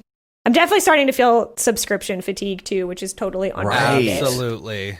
Absolutely. I gotta run to the restroom, y'all. I'll be right back. Oh, I was Y'all just keep thinking the going. same. All right. I also have the, to. the subscription, yeah, like, I mean, it's cool having a bunch of these things, but it's like, okay, now I've really got to dive down deep and figure out which ones I really want, Yeah. because it would be cool. So we've got an Envato Elements subscription, and I've got a Red Giant Universe subscription. Yeah, the Red Giant know? thing is exactly what I was thinking about. The Red Giant Universe, like, I just don't use it enough. I don't Yeah. use it enough, and I hate when I've got one project that requires it, and I'm like, Yeah. or I have to go back to an old project, and it's like, okay, well, I guess I got to spend my $30 or $60 this month, Yeah. to do it just for one plugin. And then, but Envato Elements, I use for almost every project. It's like, that one is Yeah. very worth it to me. I will keep paying the $33 a month in order to get unlimited, like, Yeah. graphics and videos and sound effects and whatever. It's like, I don't know how they're making their money, because, No, I also have an Envato Element subscription, because it just came up enough. Like any freelance project I'm doing, even if it's small, I might need to pull a stock image or Yeah. something. Or I was even Yeah. doing these animated Instagram stickers for Plan B, which was a great project and I loved it. And I also did that in Procreate. But to send them the comps, like I made, like here's a fake little Instagram screen so you can see how they Right. would look when they're playing on, and I drop like different stock images Right. in there. And it's just like a little boost that like makes your stuff look better Yeah. and like helps Yeah, you yeah. sell an idea. Yeah. And I was like, this is totally worth the money. But you're right. I didn't notice until recently. And again, it's freelancing for Secret Powers. And so like trap code stuff comes up a lot. Mm-hmm. And I didn't realize. So like I would buy the full suite of trap code like every other year or whatever, like whenever it really like I need to upgrade this. And now it's the subscription situation, and I'm like, I can't justify this. Yeah. I can't justify it, and it's really expensive. And I think that's great, but it's just like, I'm not a studio, so I don't need Yeah. to pay for this. Yeah. But that also sucks, because now I feel like I would only use Trap like particular very sparingly, maybe, but I Yeah. loved having access to it, and it could add so much to it. But like, I can't afford to be shelling out this money to just have it available like at any Right. whim right. or I on also- my. No, go ahead. Sorry. I was going to say, I also heard a few people complaining in the Slack just recently where it's like, it's along the same lines where, okay, well, now I've got to pay for the subscription or something. Oh, but Yeah. you don't have the old version that I was working on. It's a new version, and now it Yeah. looks different, you know? And it's like, I don't know. I heard a lot of people complaining about that and talking about, Red Giant versus like something like Sapphire from Boris Effects, and it's like, Yeah. I don't know. The Envato It's Elements, just tough. though, I really like it. Like, so what's funny is like, Yeah. anytime I need something, like if I need like a sound effect or something, I'll go there, right? Or if it's like, I know I need a piece, like, so I will sometimes look like, so I found some like ink drops, some of those transitions and stuff like that. I'm like, okay, well, I can't find any like footage, but I know there's a bunch of After Effects templates and stuff. Yeah. So I'll just grab one of those, and inside those, they've got actual footage and stuff like that of ink drops. So it's like, I'll just straight up rip the project, and use it however I need it. Yeah, it's super, and like, so it was weird for me to wrap my head around because my first real job, I feel like, was at the Atlantic, where we were just totally on our own. There's no budget for anything. So it's like, just make the stuff, and like whatever you can make in this time, that's what we're using. Sometimes we'd have access to like photos of, politicians or whatever it was through like AP images or something. But like no stock stuff. Like, no, it was all just like, what can you birth into the world with your own 2 hands in 2 weeks? Like, go. Right. Which I guess was great in a lot of ways for me to develop skills. But when I went to Secret Powers, it's totally different. Like, you use stock for so many things. You use stock for effects and, for like comping just little things in, or like if I need to add a particular type of glow to this shot, it might be more effective for me to use some kind of stock element and throw that in there and like work it until it looks good, instead of just noodling around with glow effects for 1,000 years. Whatever. It just depends on what it is. And that really opened up a lot of my thinking. It was really funny. I'm like, oh, this is like what so many Mograph people have like done in their careers that is totally new for me. And they use Envato elements. Otherwise, I never. It's actually really funny because I didn't realize that it would be as like widespread of a thing. Yeah. But like when I left Secret Power, I did a series of book cover animations for like, there was this whole, it was like 8 books or something, 7 or 8 books, and they all had a similar illustrated art style. And then the theme of the books was all like elemental magic kind of stuff. So they wanted every book to reflect whatever the like main theme was. So one of them's like ocean, like water stuff. So they want this ink illustration to animate on with water effects. I'm like, I'm going to do all of this with footage. Yeah. All of it. And so Envato Elements, I mean, I used other stock sources as well, but I'm like taking all these like crashing ocean waves shots and then just like layering them and like treating them in After Effects to make a matte that looked cool and like got all, and I wouldn't have been able to do that otherwise. And it totally made sense budget wise to do that. And like they got anything on there. Like one of them was like earth stuff. So I got like shaking, like I like crackly earth footage, and then I'd like add shake and shit like that in After Effects, like make it look like earth magic or whatever. And it totally worked. And I don't know what else I would have done, because like stock video, it's expensive. It is. Like, this is just Yeah. an ad for Envato Elements, I guess, but honestly, Right. like for freelance Jeff- stuff, like it's been a great resource. Yeah. Jeff says it's hard to beat the price. It's true. Yeah. Yeah, There's it always- is. It's Like nothing, $35 really. a month or something, and that's if you're paying And- monthly. If you're paying yearly, it's less than that. Yeah, it's A lot yeah. of I times just do a it's- year because Yeah. I'm like, what am I? Yeah, I'm gonna use it. Like I might as well. Yeah. And a lot of times you just want to like pull 1 or 2 little elements and you see them inside of a project and you're like, I'm just going to buy that After Effects project, Yep. pull out those 2 HUD elements and then modify them. Yeah. Yeah. Yeah. Such a great And starting when you're point. in such a big rush to get something done, it's nice to just be there.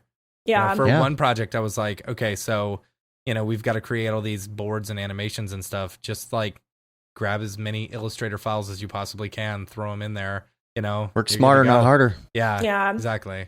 yeah. That's what it's all about. There's even brushes and stuff on there too. Are Which there I haven't really? used a ton, That's but yeah, awesome. there's like Procreate brushes or Photoshop brushes and different stuff on there. Wow. It's just like, it's kind of one of those things that if you're thinking about buying something for a project, like you might just take a look and see what they have. Yeah. Just Yeah. in case. Because if you're already subscribed to it, that could save you some money. Yeah, totally. I was going to Totally. ask you about brushes and stuff too. Do you have like a good library of brushes, Yeah. textures, all of that? So, I'll be well, right back now.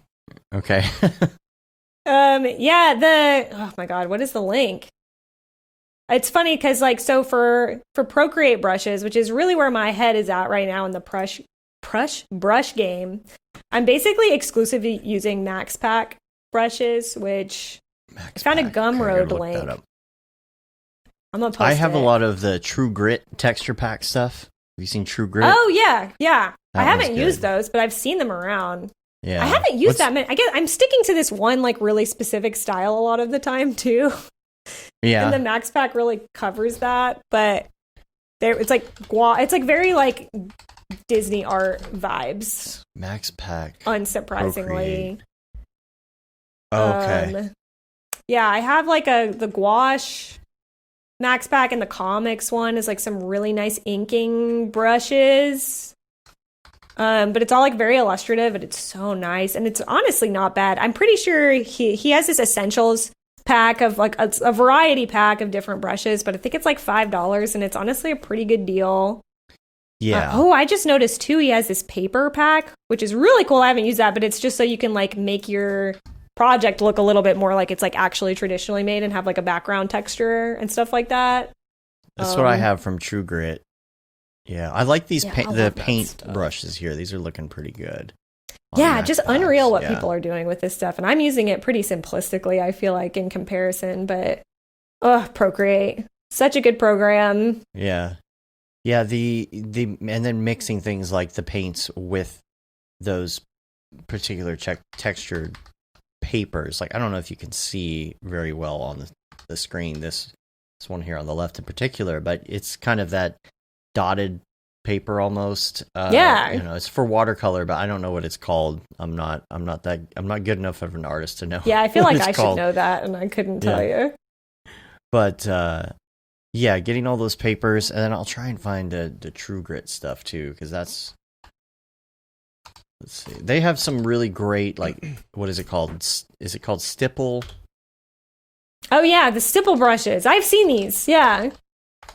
Yeah, there's are a we lot of looking at? those on Ooh. True Grit. We're talking about, here it is. Brush Like packs. the different types of brush and texture packs. Juicy They They stuff. do a lot of that. They do a lot of the, what do you call it? Mine is blank. The dots. Yeah, like halftone. Halftone. yeah. Gosh. Mhm, Yeah. yeah. Yeah, that's like a Mine today. vintage kind of look. Ooh, these halftone brushes look very Yeah. nice. Some of the stuff that they have, like some of the comic book, like old comic book looking stuff, is great. That's awesome. Yeah. Yeah, I think so good. honestly, like something that really is working for me in Procreate and why I've sort of, I don't know, if they could just get my iPad to work or like, you know, keep pushing Procreate as a program because I'm here for it. It's like the closest tie between actually working in like physical illustration medium in a way that Procreate or like Photoshop never felt exactly right to me. And I could Yeah. never kind of get that Yeah. feeling. And like Procreate is the closest it's ever been. And then you can freaking animate it. I don't know. It's like if I could sit at my art desk and like paint a painting and then animate it. Procreate is like getting there for me. Yeah. And that's really working. Like the way that I work and the type of work that I want to do is a lot of that. So it just keep going, Procreate. I love you so much. for sure. You're so good. I need you to teach me Procreate. I Oh, wanna learn. really? Yeah. Maybe I Teach will me. do that. I'll consider. I'll take that under advisement. Yeah. There's so much about it. It's such a like I know Photoshop, you know, but that was the hardest thing with Procreate. I found myself following a lot of Procreate people on like TikTok, you know, Yeah. or liking specific Procreate things, and then the algorithm gives me plenty of more Procreate things, you know. And Yeah. I found learning a lot of stuff in Procreate specifically, like because it's totally different than Photoshop in the fact that you're like using your swipes and, you know, Yeah. like a touch user interface versus like a drop down user interface or something Yeah. like that, Mhm. you know. And It's that much more was intuitive. I didn't feel like it was though. Like It's not once you, and I will totally agree with you because it's like the only software I can think of in recent history that I had to read the manual. right. But like once right. you know how to do it and you're just, then I feel like it's intuitive in the moment.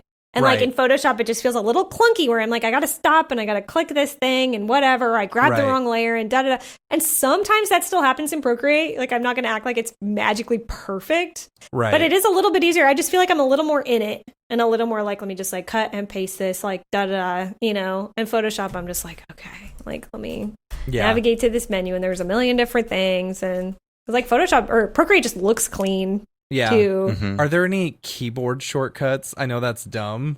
Like, say you've got like a Bluetooth keyboard attached to it, you know? Mm. I don't I don't know. know. I've never done That's a that, good so I question. couldn't tell It'd be you. interesting, you know? Because like I feel like in Photoshop I can work pretty efficiently with a lot of the keyboard shortcuts. that I Yeah. know. Like Yeah. create a new layer versus like plus new layer or whatever. Yeah. you know? And there are things in Procreate that I actually think are clunky and I wish they could kind of address in that way. I wish there were faster ways to do it. Like merging layers sometimes is annoying to me because you stack them and then you have to pinch them and it doesn't always kind of work.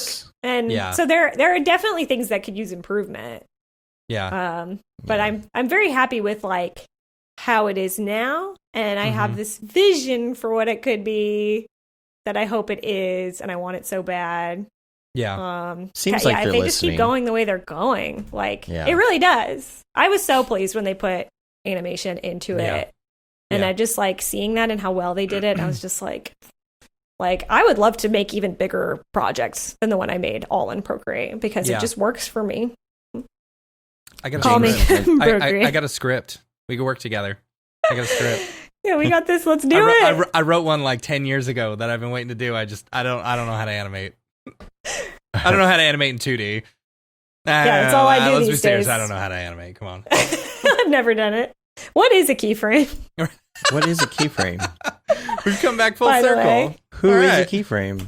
James is talking about Coral Painter. You remember Coral Draw?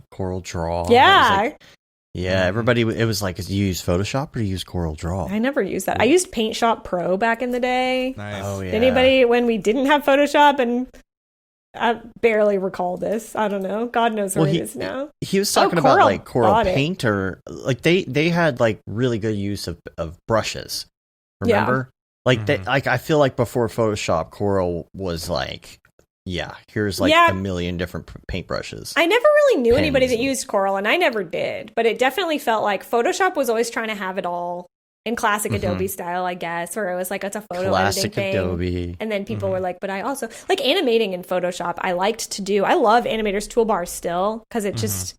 I think Time Lord is kind of missing some of the. Maybe it doesn't need it really, but like Animator's Toolbar would just make it easy to like snip a layer to exactly the right number of frames or whatever. Like, so I still use it for cleaning up my Procreate animation. I usually use Animator's Toolbar in Photoshop to just kind of tidy it up before I take it into After Effects. I don't know any of that. I don't know what Animator's Toolbar is. I would be. It's really just like it's a Photoshop extension that helps you animate if you want to do frame by frame in Photoshop. It's like it's just a little toolbar that you can put right at the top of your timeline, and it's quick shortcuts like adding a new frame or increasing the number of frames that layer is on the screen. Gotcha. And it just, and then you can even there's like quick color coding shortcuts so you can color code sections of your animation, all of it just to kind of streamline that process. But it's funny because it's like that's not what Photoshop was made for. It's not. It just happens to have these tools for some reason.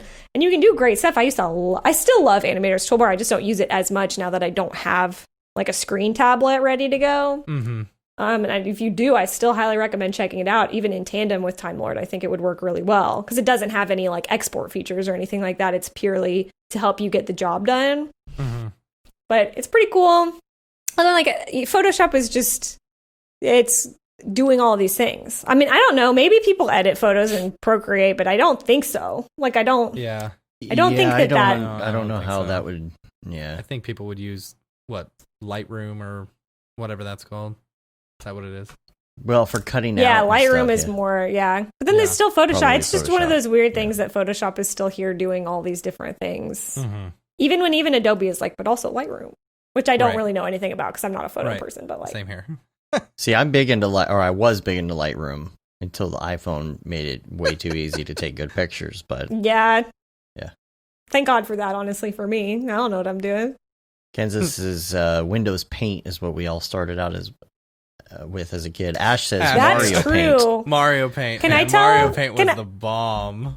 I hope my parents still have this, and they might not because I've always wanted to find it again. But I won a digital art competition in grade school that probably had like 5 people in it. I don't know. I didn't even go to the thing. But I made an image in Microsoft Paint, that was called Hospital Crisis, and it was an old man running away from a burning hospital.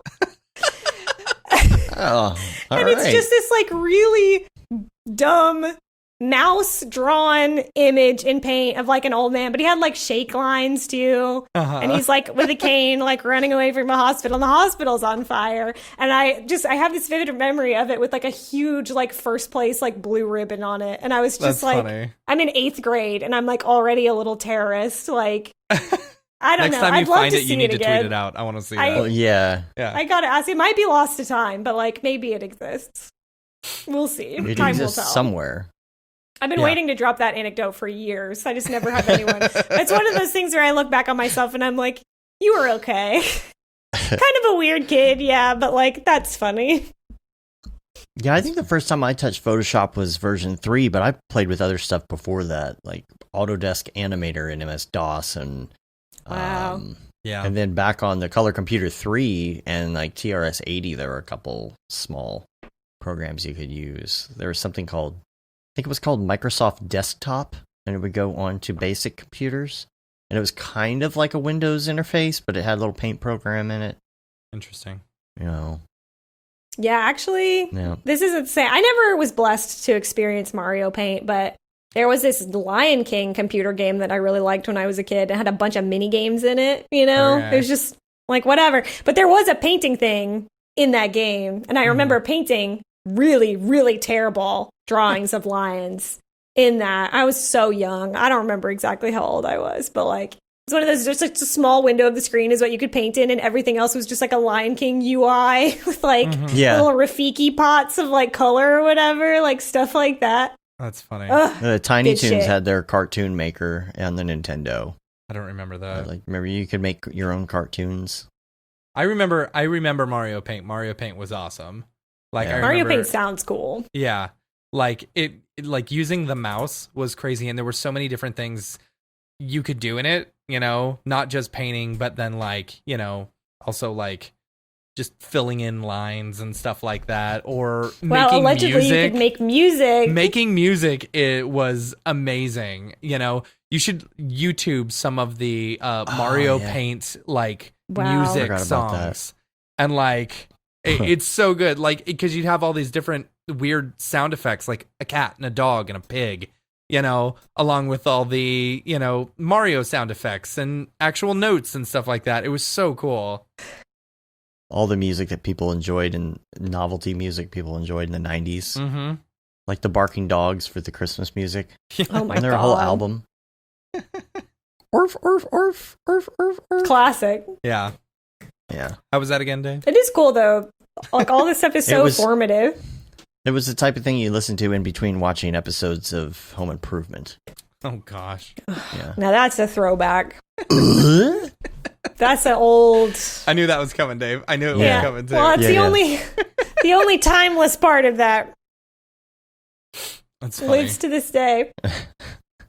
Isn't that you see the meme with the dude and the butterfly? This is comedy? Oh, right. People That's what liked people it though. liked Like back that then. show was on Yeah. for like 10 years. Yeah. Yeah. Shocking. Good old JTT. GTT. I Hey, I got a barely couple. remember that. He's a dreamboat.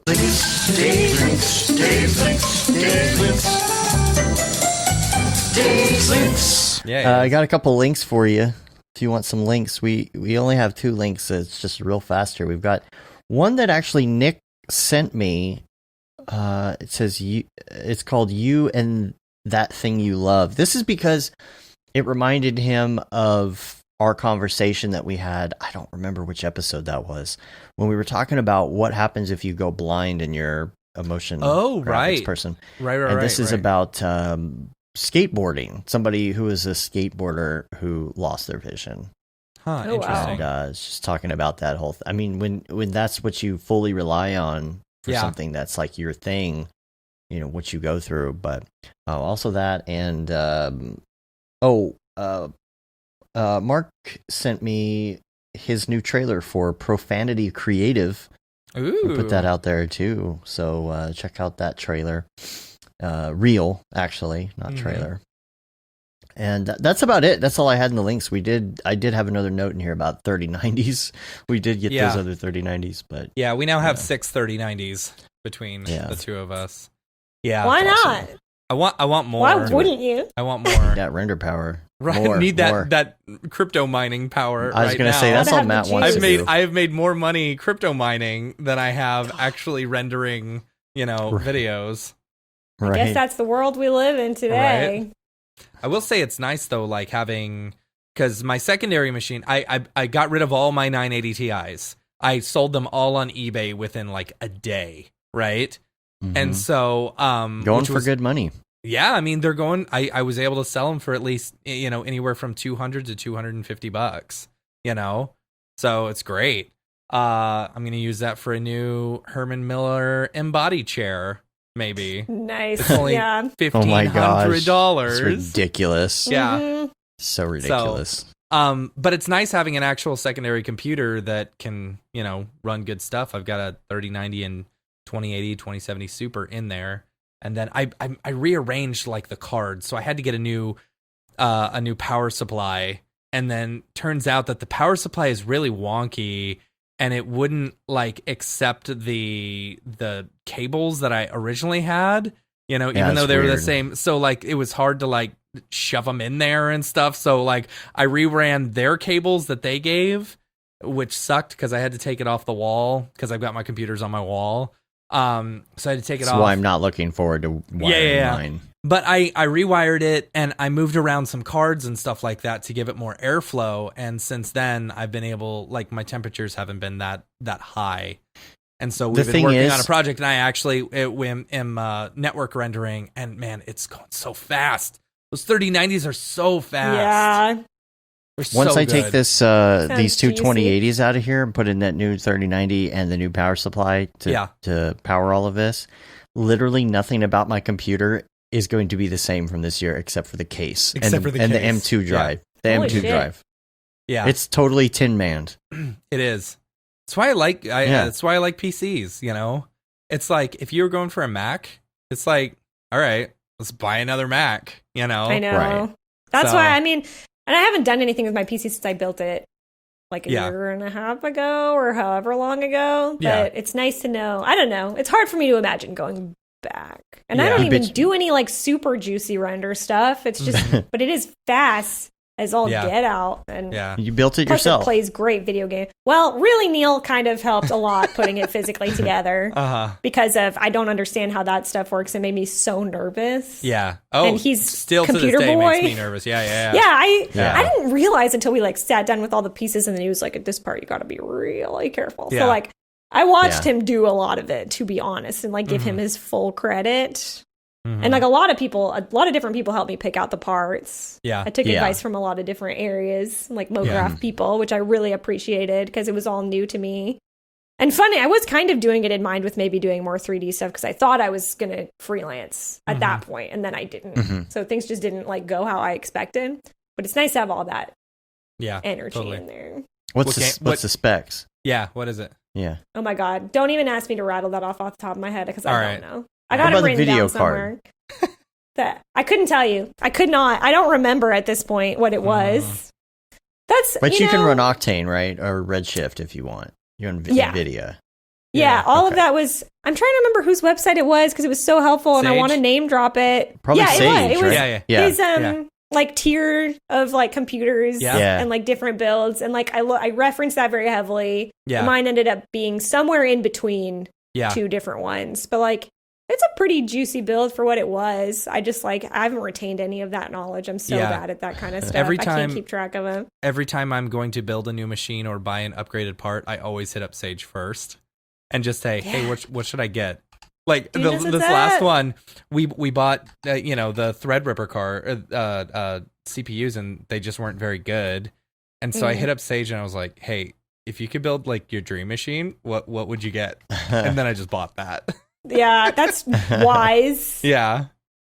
I did. This is funny too. I just said in the chat about like video games, but honestly, like that's the biggest benefit to my life at this point is that like all my PC games look fucking awesome. Yeah. And I never thought I would care. Like Hades mostly, which I guess isn't okay. I don't know that one. You don't know Hades? Oh, I don't know Hades. It's like a roguelike. Essentially, a lot of it is like the artwork is 2D, but it also you can cross-play on the Switch. So I bought it on the Switch first, and but then I bought it. I could just play the same save file on PC now too, and like go back and forth, which rules. Yeah, but now I only play it on PC because it actually does look so freaking good and crisp on PC. Like, are you still playing Animal Crossing at all? Not really. Yeah, my wife's That's like so 2020. 400 hours into Animal Crossing. Mine, I'm pretty sure hit 700. I'm not gonna lie. Oh wow. Yeah, It may I'm be pretty sure more. it did. It may be more. I don't know. But like between she plays every single night. She has played every single night since it came out. And she's not a video game person. She's not at all. And so, you know, I do think a lot of the people who are still playing are kind of in that area. Yeah. Which I think is great. Like, and in some ways I like miss it. It's going to be weird logging back in at some point in the future and just being like, oh my God, like I built this whole town essentially. And then like I just pieced out after a while. That was me too. Is like once I made millions of bells, I was like, all right, I was like, I'm good. I'm retiring. Yeah, I got all the cute animals I wanted. I actually was playing a ton of Halo over Christmas. Oh yeah? Which one? Really? All of them. Yeah, I wasn't playing multiplayer, although I miss multiplayer Halo really bad. I used to play that a ton like in college. I loved multiplayer Halo. But I just was like, oh man, you know, like Master Chief Collection. It's been a long time. I bought a bunch of them on PC. Yeah. I like played through the whole Halo 1 campaign on Legendary because I couldn't remember if I'd ever done it before. But I did that, and then I was like, I'm going to play all these on Legendary. And then, like, halfway through Halo 3, I just kind of, like, burnt out on it. Oh, man. You got to come play Halo 5 with us. On We still Xbox, play all the time on Xbox. Really? Yeah. Like, we have a whole crew. We have a of, Halo like, 15. group. Yeah. No kidding. I'm probably going to suck night. real bad, though. I'm, like, nervous that's okay. to play. I'm the worst. I'm the worst player. Like, Matt's all I do is play. complain the entire time about how bad I am at Halo. Because he won't play with us enough. We don't play every night, all of but we y'all play are often. too good. That's what it's like. Yeah, you know? everybody's so good because they've been playing Halo forever, and like I haven't really played it much since COD. And I'm like, wait, shit, like I'm gonna be so bad at this. People are just gonna be. I wasn't ever great. I was always like the average person on the team. I was always like fine, but See, that's not good. doing See, amazing. I'm always the last. Always the last well, then, when I'm yes, we playing can against definitely them. play. But when I play online, I'm one of the top people because I'm always having to play against people who are much, much better than me. You know? See, it helps. That's the thing. Playing with your friends helps get you better. So you got to play more often with us, Matt. Sure. We're always missing you. If y'all would actually play at like 7 o'clock instead of 2 in the morning, you know. Yeah, that's going to be that's a barrier. Once for my me. kids start sleeping in a little bit later, you know, then maybe I'll join you. Thesagery.com/builds is that site, by the way, which I did want to mention. Yeah. So Thank you. It was so amazing. It's super helpful, informative, so great. Yes. Sage, the Sage mere of mortal Shadows. build. He is the moderator for the Cinema 4D subreddit, and also all around badass. But he lists these. I'm and looking the at my PC part video picker. card now. Oh man, yeah, it's such a great I need resource. to know. Display adapters. It's a 2080 Cool. Okay. Yeah. Ti. You can mine Gets some the job Bitcoin done. with that. Yeah, you can. You can make some money on the side there. Yeah. I don't know if I will do that. Yeah. The crypto thing is something I'm just not part of, not partaking in that. Yeah, I don't know, like I only started doing it again recently and I've mined like $300, you know? Yeah. Which is nice. The price is so high right now that it's like, okay, it cost me $1.50 a day to run these cards electricity wise. So I ended up spending like $40 last month in electricity, but I made $240, you know? It's all a mystery to me. Yeah. Internet you money. can set I it don't up know. really fast. I don't know about that. The scary part is that your computer is constantly telling you have a virus. And you're like, okay, all right. Ooh, no, I that's guess so ignore stressful. it. Yeah. Yeah. So, But Coinbase is great. I transferred Matt some Coinbase money the other night, so it worked pretty quick and easy. And yeah, you can set up an account in minutes. Yeah, it really doesn't take much. Anyway, we came up with a game for Julie's birthday. Yeah, and I think I accidentally invented a fun game. It was round robin speed Jenga. Jenga, right? So you've got 20 seconds to take your Jenga piece and put it back up at the top. If you don't get it in time, you're out. And that's so if you stressful. knock it over, yeah, I know, it's great. Yeah. So and each time somebody knocks out and you re-rack. See, we had an iPad sitting there, and it would do a 20-second timer and make a beep and start over every 20 seconds. Yeah. And every time somebody failed or it fell, we'd have to take 5 seconds off the clock. So the next time, 15 seconds apiece. Yeah, so and we got down just going in at circle. the last round. We finally got down to like 10 seconds apiece, and I ended up winning because I hadn't Nice. been drinking. So that's your Halo. Yeah. Yeah. And I had casino There chips. you go. The casino chips actually had There you go. Bitcoin written on them, 0.00014 Bitcoin a piece, Yeah. like $5. So Yeah. when you lose, you got to throw your Bitcoin on the table, Yeah. and it Wow. piles up. The winner gets all the Bitcoin. Yeah. So I won $30. That's Bitcoin. wild. Yeah. Hey, that's It'll the be worth $1 million coronavirus bucks. times. Yeah, we got Yeah. all Yeah. this. You'll be mad gotta you gave work me it. that $1 million worth of Bitcoin one day. Yeah, I know. Remember that time you won $1 million playing Jenga Yeah. God. In the before time. in the before Oh man, time? it's funny.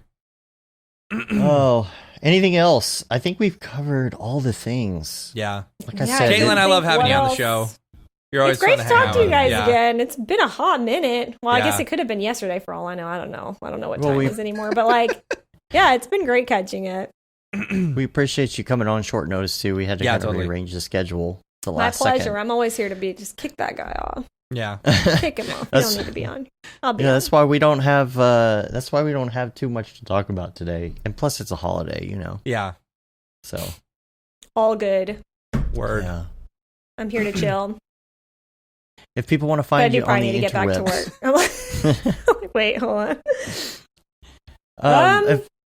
if people want to find you or your new updates or see some drawings on your stories and whatnot, where can they find you? You can find me anywhere at Kate Cadieux, which I'll type in the chat because, I got one of those weird names with too many letters in it. Uh-huh. That's katecadieux.com is my website, or I'm at Kate Cadieux on any of your stuff, your apps and whatnot. If you want to listen to our podcast, you can obviously find it on the mograph.com website. Yeah. We also have cartoonfeelings.com, which maybe we'll have cool stuff on it. I don't know. We got the episodes on there too. And It's pretty. Yeah. thank you. Again, Yeah. stole a lot of that mid-century vibe for that. And we're at Feeling Cartoons on Instagram, which I am turning into my own like animation, concept art, inspiration, whatever feed on Instagram, which honestly Cool. is very pleasurable to curate that stuff. Like I never Yeah. knew how fun that can actually kind of be. So feel free to check that out if you would like, if that seems cool to you. Cool. Are you going to do a piece of art for every episode? Or No, for episode artwork, we've just been using screen grabs and like putting our logo on it. Mhm. I Just gotcha. easy Okay, stuff because it's cool. too much. We'd love to do, hopefully we'll get to a point where we're doing some, original art for it because it's fun. And Yeah. I actually want to do one I have some more posts ready to go, but I kind of want to add some artwork that doesn't exist yet. So I have to make it before I can do that. But yeah, I don't know. It's been a really nice project in this time, honestly. If there's one more way I can recommend our podcast, hopefully, is if you are a big nerd about cartoons specifically and animation stuff. I mean, it has been really nice as a way to just like not be thinking about any stressful stuff For sure. at this time. Like, especially like we are really geeking out on this stuff hard. Like we're being really over analytical and like nitpicky about stuff, but like it's fun. I look forward to us recording all the time because it's just nice Would to talk about that. Recommend people watching like the movies that you're talking about Oh. before Yeah, listening yeah. to the episode? We definitely Like getting a refresher. We definitely Well, there'll be spoil spoilers. Right. Yeah, Yeah. we super spoil it. It's right now. So the first few episodes that are up, we like didn't have much of a structure yet. So like if you haven't seen Pixar movies, like we're talking about anything that happened in any of them. It's a total Yeah. free for all. So yeah. Later on, we're getting into a better format where we spend like the first half of the show kind of talking about like the director or like the teams that made it, the credentials, like how it was received, what else was out at the time that it came out, just like a bunch of different stuff. And then the last half, we kind of will like actually do not scene by scene really per se, but we talk about like the meat of the movie. Yeah. So the last half is like more of the spoiler zone and we try to avoid that. But with the episodes that are actually out right now, it's sort of like, you should just watch the movies probably. Yeah. Unless you just want to hear somebody kind of tear apart Incredibles 2 and like, why did they make such a bad sequel to Yeah. this good movie? I don't know. Which Do is you like go all we into talk about. Any of the Cars movies? Not really. We acknowledge that they exist. Yeah. We're not mean about it, but no, we don't really talk about. Why is I was that? not a Why Cars is that? person. I don't like Cars. I don't hate it. I don't think Cars is bad. And this is basically all we say about Cars when we get into it. It's like it's just not for us. It's not for me. And Yeah. it's not. It's for Like- my kids. Yeah, I actually my say that kids explicitly. Absolutely I say that, loved Cars. I have seen Yeah. Cars 1, 2, and 3 a bazillion times. Yeah. You know? And it's like, I don't want to shit on any of these movies, especially because I love them. Even the ones where I'm like, this wasn't good or like whatever, like Brave. I talk about Brave and how it could have been so much better than it was, but I don't dislike Brave even. It's still a good movie. It's just not Right. great in my opinion. And then we'll Right. talk about like why we think that. And it's What that about kind The of Good thing. Dinosaur? I actually really don't like The Good Dinosaur at all. Yeah, I couldn't get through it.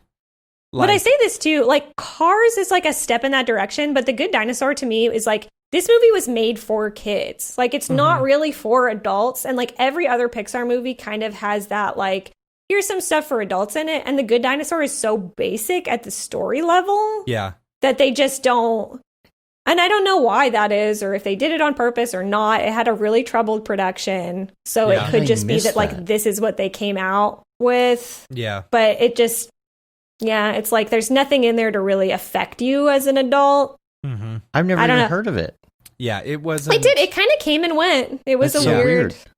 It's kind It of was- a bummer because the premise was really cool at first, and then it felt like by the time that it came out, because it was about. I was personally excited. Like the promo before the movie came out was like humans and dinosaurs are like living together, and I Right. thought it was going to be something a lot more like. Almost like Monsters Inc. style, where maybe it's like dinosaurs in the modern times or like Right. whatever. And I love dinosaurs, so I thought it would be really cool. And it's just not that at all. It's something very strange. Yeah. Yeah.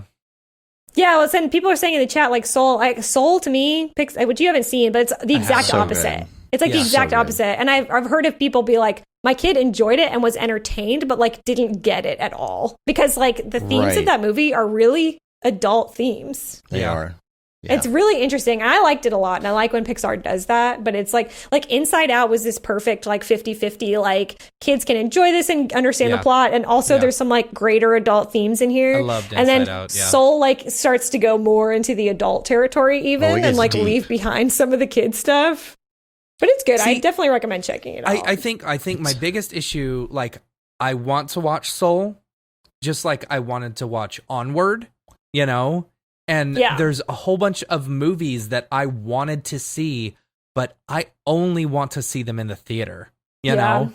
Like, I want do, to yeah. experience, like, that's the one thing I loved about Pixar movies.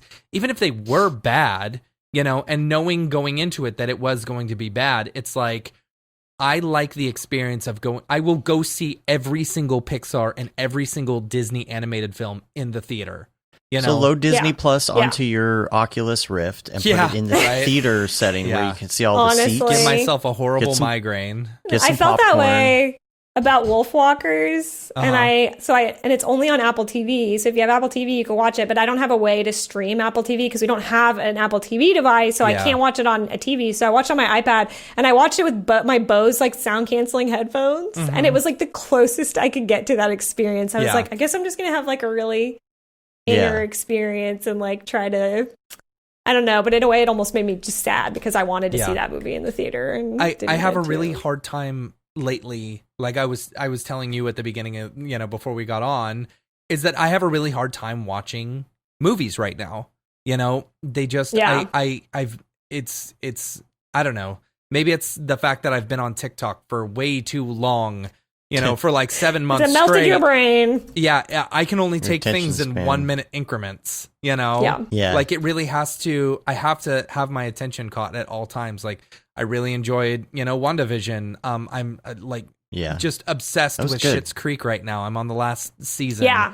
And Yeah. I would binge the entire thing if I weren't so incredibly exhausted from having a child. Yeah. You know? Like, life. But it's Yeah. like watching the idea of I want to watch Soul and I want to finish Onward. I bought Onward like the day it came out and I just haven't watched it. You know, I Yeah. want to watch both of them, but I just have to be in the right mood. That's why I miss theaters so much. Yeah. I Because of desperately that. miss theaters. It's really hard. Yeah. Yeah. I don't know. I didn't make enough time to go to the theater before, even though it's like one of my favorite activities. Yeah. And I was starting to do it more, and then coronavirus happened, and I'm like, Yeah. you son of a bitch, like this sucks. And Yeah. it does. It makes Yeah. me really unhappy, but I don't want to leave it on that downer note, but I probably got to wrap up. No, you're Yeah. fine. We're getting out. I'm going You'll to, have to. for, Mhm. I was just going to say, for like a little twist of positivity at the end, I'm going to continue to channel some Camp Mograph energy. Yeah. And I'm going to manifest it. Yeah. I'm going to manifest it so it does happen. And it's going to happen, and we're all going to be happen. great. It's going to be awesome. It happened this year, We're all gonna 2021, be baby. in those hobbit houses and those tree houses. Do you guys still have my books that I left behind? I do. They're on my shelf right here. Yeah. Do you want me to ship them to you? I can just ship them to you if you want. If you don't mind, I mean, I'll pay for the shipping, That's whatever. But fine. if that's too much of a hassle, we can also do that. No, it's all right. I'll go ship it. There have been times when I want to have them, and I'm like, I'm such an idiot. I can't believe I left those. Like in driving distance, like whatever. Yeah. But thank you for hanging on to them for me. You're welcome.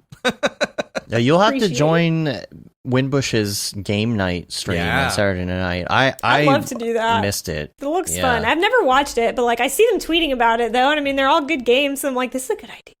And I remember a few years ago there was a group of us that used to do like Mario Kart and stuff. Yeah. God, like 2016, 2017 era probably. Yeah. But it was really great for like a year or two. We kept that thing going. It was really fun. So always down for Mograph game stuff. Cool. Yeah, I missed it on Saturday because we just got a random giant project in our lap just out of the blue, which is great. But also, it's like, okay, one of those weekend good work. and bad. Yeah. No fun this weekend. Yeah, so I completely forgot, and I was like over my head, like trying to like figure out some Octane technical issue or something. And Winbush was like, "Hey, we're hopping on." I was like, "Oh like, man, have fun." It sucks. I would much rather be playing that than figuring out technical details in Octane on Saturday night. But yeah, So it goes. definitely join in, and you can find all the deets on his channel and whatnot. So yeah, I gotta check that out. Yeah. Cool. Let's get out of here. Well, we're going to get out of here. You can rate us on iTunes, leave a review on your podcatcher of choice. Helps get our ratings up. You can also subscribe to help out with that. You can subscribe to the newsletter, which goes out every month or so. I'm a little behind. I don't know if one's going to go out until February. You know? Hey, time's over again. Like, you got all the time in the world. It's not happening right now. Time is on That's hold. right. Yeah. I do what I want. You can say you've been there, done that, got the t-shirt with the Mograph logo tee, the Paul Babb Feel the Bab 2020 shirt. All the profits from that go to Doctors Without Borders. It is vintage. The Render Things t-shirt, hoodie, and long sleeve tee.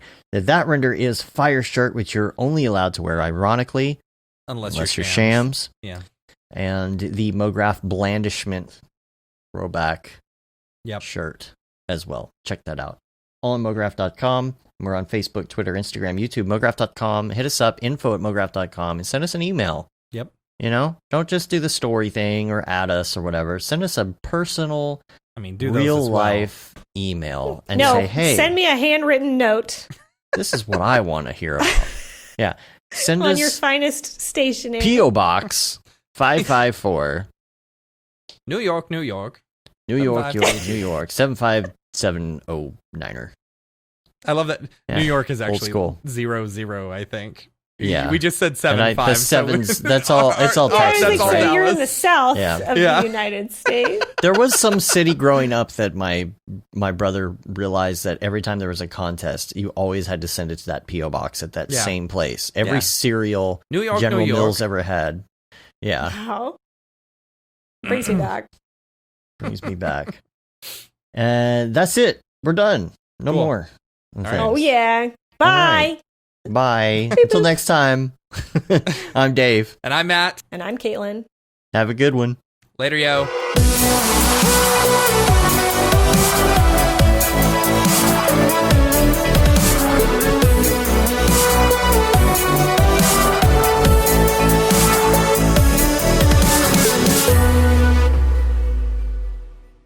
It's pretty good, I guess. Mograph.com, an online resource for motion graphic artists. Start your week with the Mograph podcast. Industry news, interviews with your favorite artists, and terrible humor. Watch live shows and interviews from Mograph events like NAB, SIGGRAPH, Half-Res, and local meetups. Our Mograph Talks feature live demos and motivation from artists all around the world. Sometimes you gotta make stuff that you're not gonna put on your reel, and I'm not here to judge. What if Rick and Morty show up for the countdown at midnight? That's where I peaked in life, in my career. We gotta stop this thing, Rick! It's gonna kill us all! Hear from the people that create your software, design your render engines, and artists that are changing the face of modern motion graphics. You get that render done. Yeah, you better frame what? Mograph tutorials and online classes will teach you about Cinema 4D, After Effects, as well as other popular software and render engines. Throw in the HDR Studio, take the render settings, pick the HDR, put in a reflection, and gorgeous. Branch into new software. Learn time-saving tips, techniques, workflows, and lessons that'll keep you up to date in the world of motion design. Oh, brother, those are some of my favorite elves. I love projects that scare me. When our art director comes to us and asks for something that I had never done before, man, it gets me pumped. Join the conversation in our live sessions. Check out our plugins, or join the hundreds of daily active users in our Slack channel for technical help, advice, contests, or just to joke around. Real nice banana. Ah, that's so funny. All right. I'm going to live forever. Subscribe today and get the latest updates on our YouTube and other social media channels. Take all your dreams and just do it! We don't care how you get here, folks. Just get here. Subscribe to Mograph.com.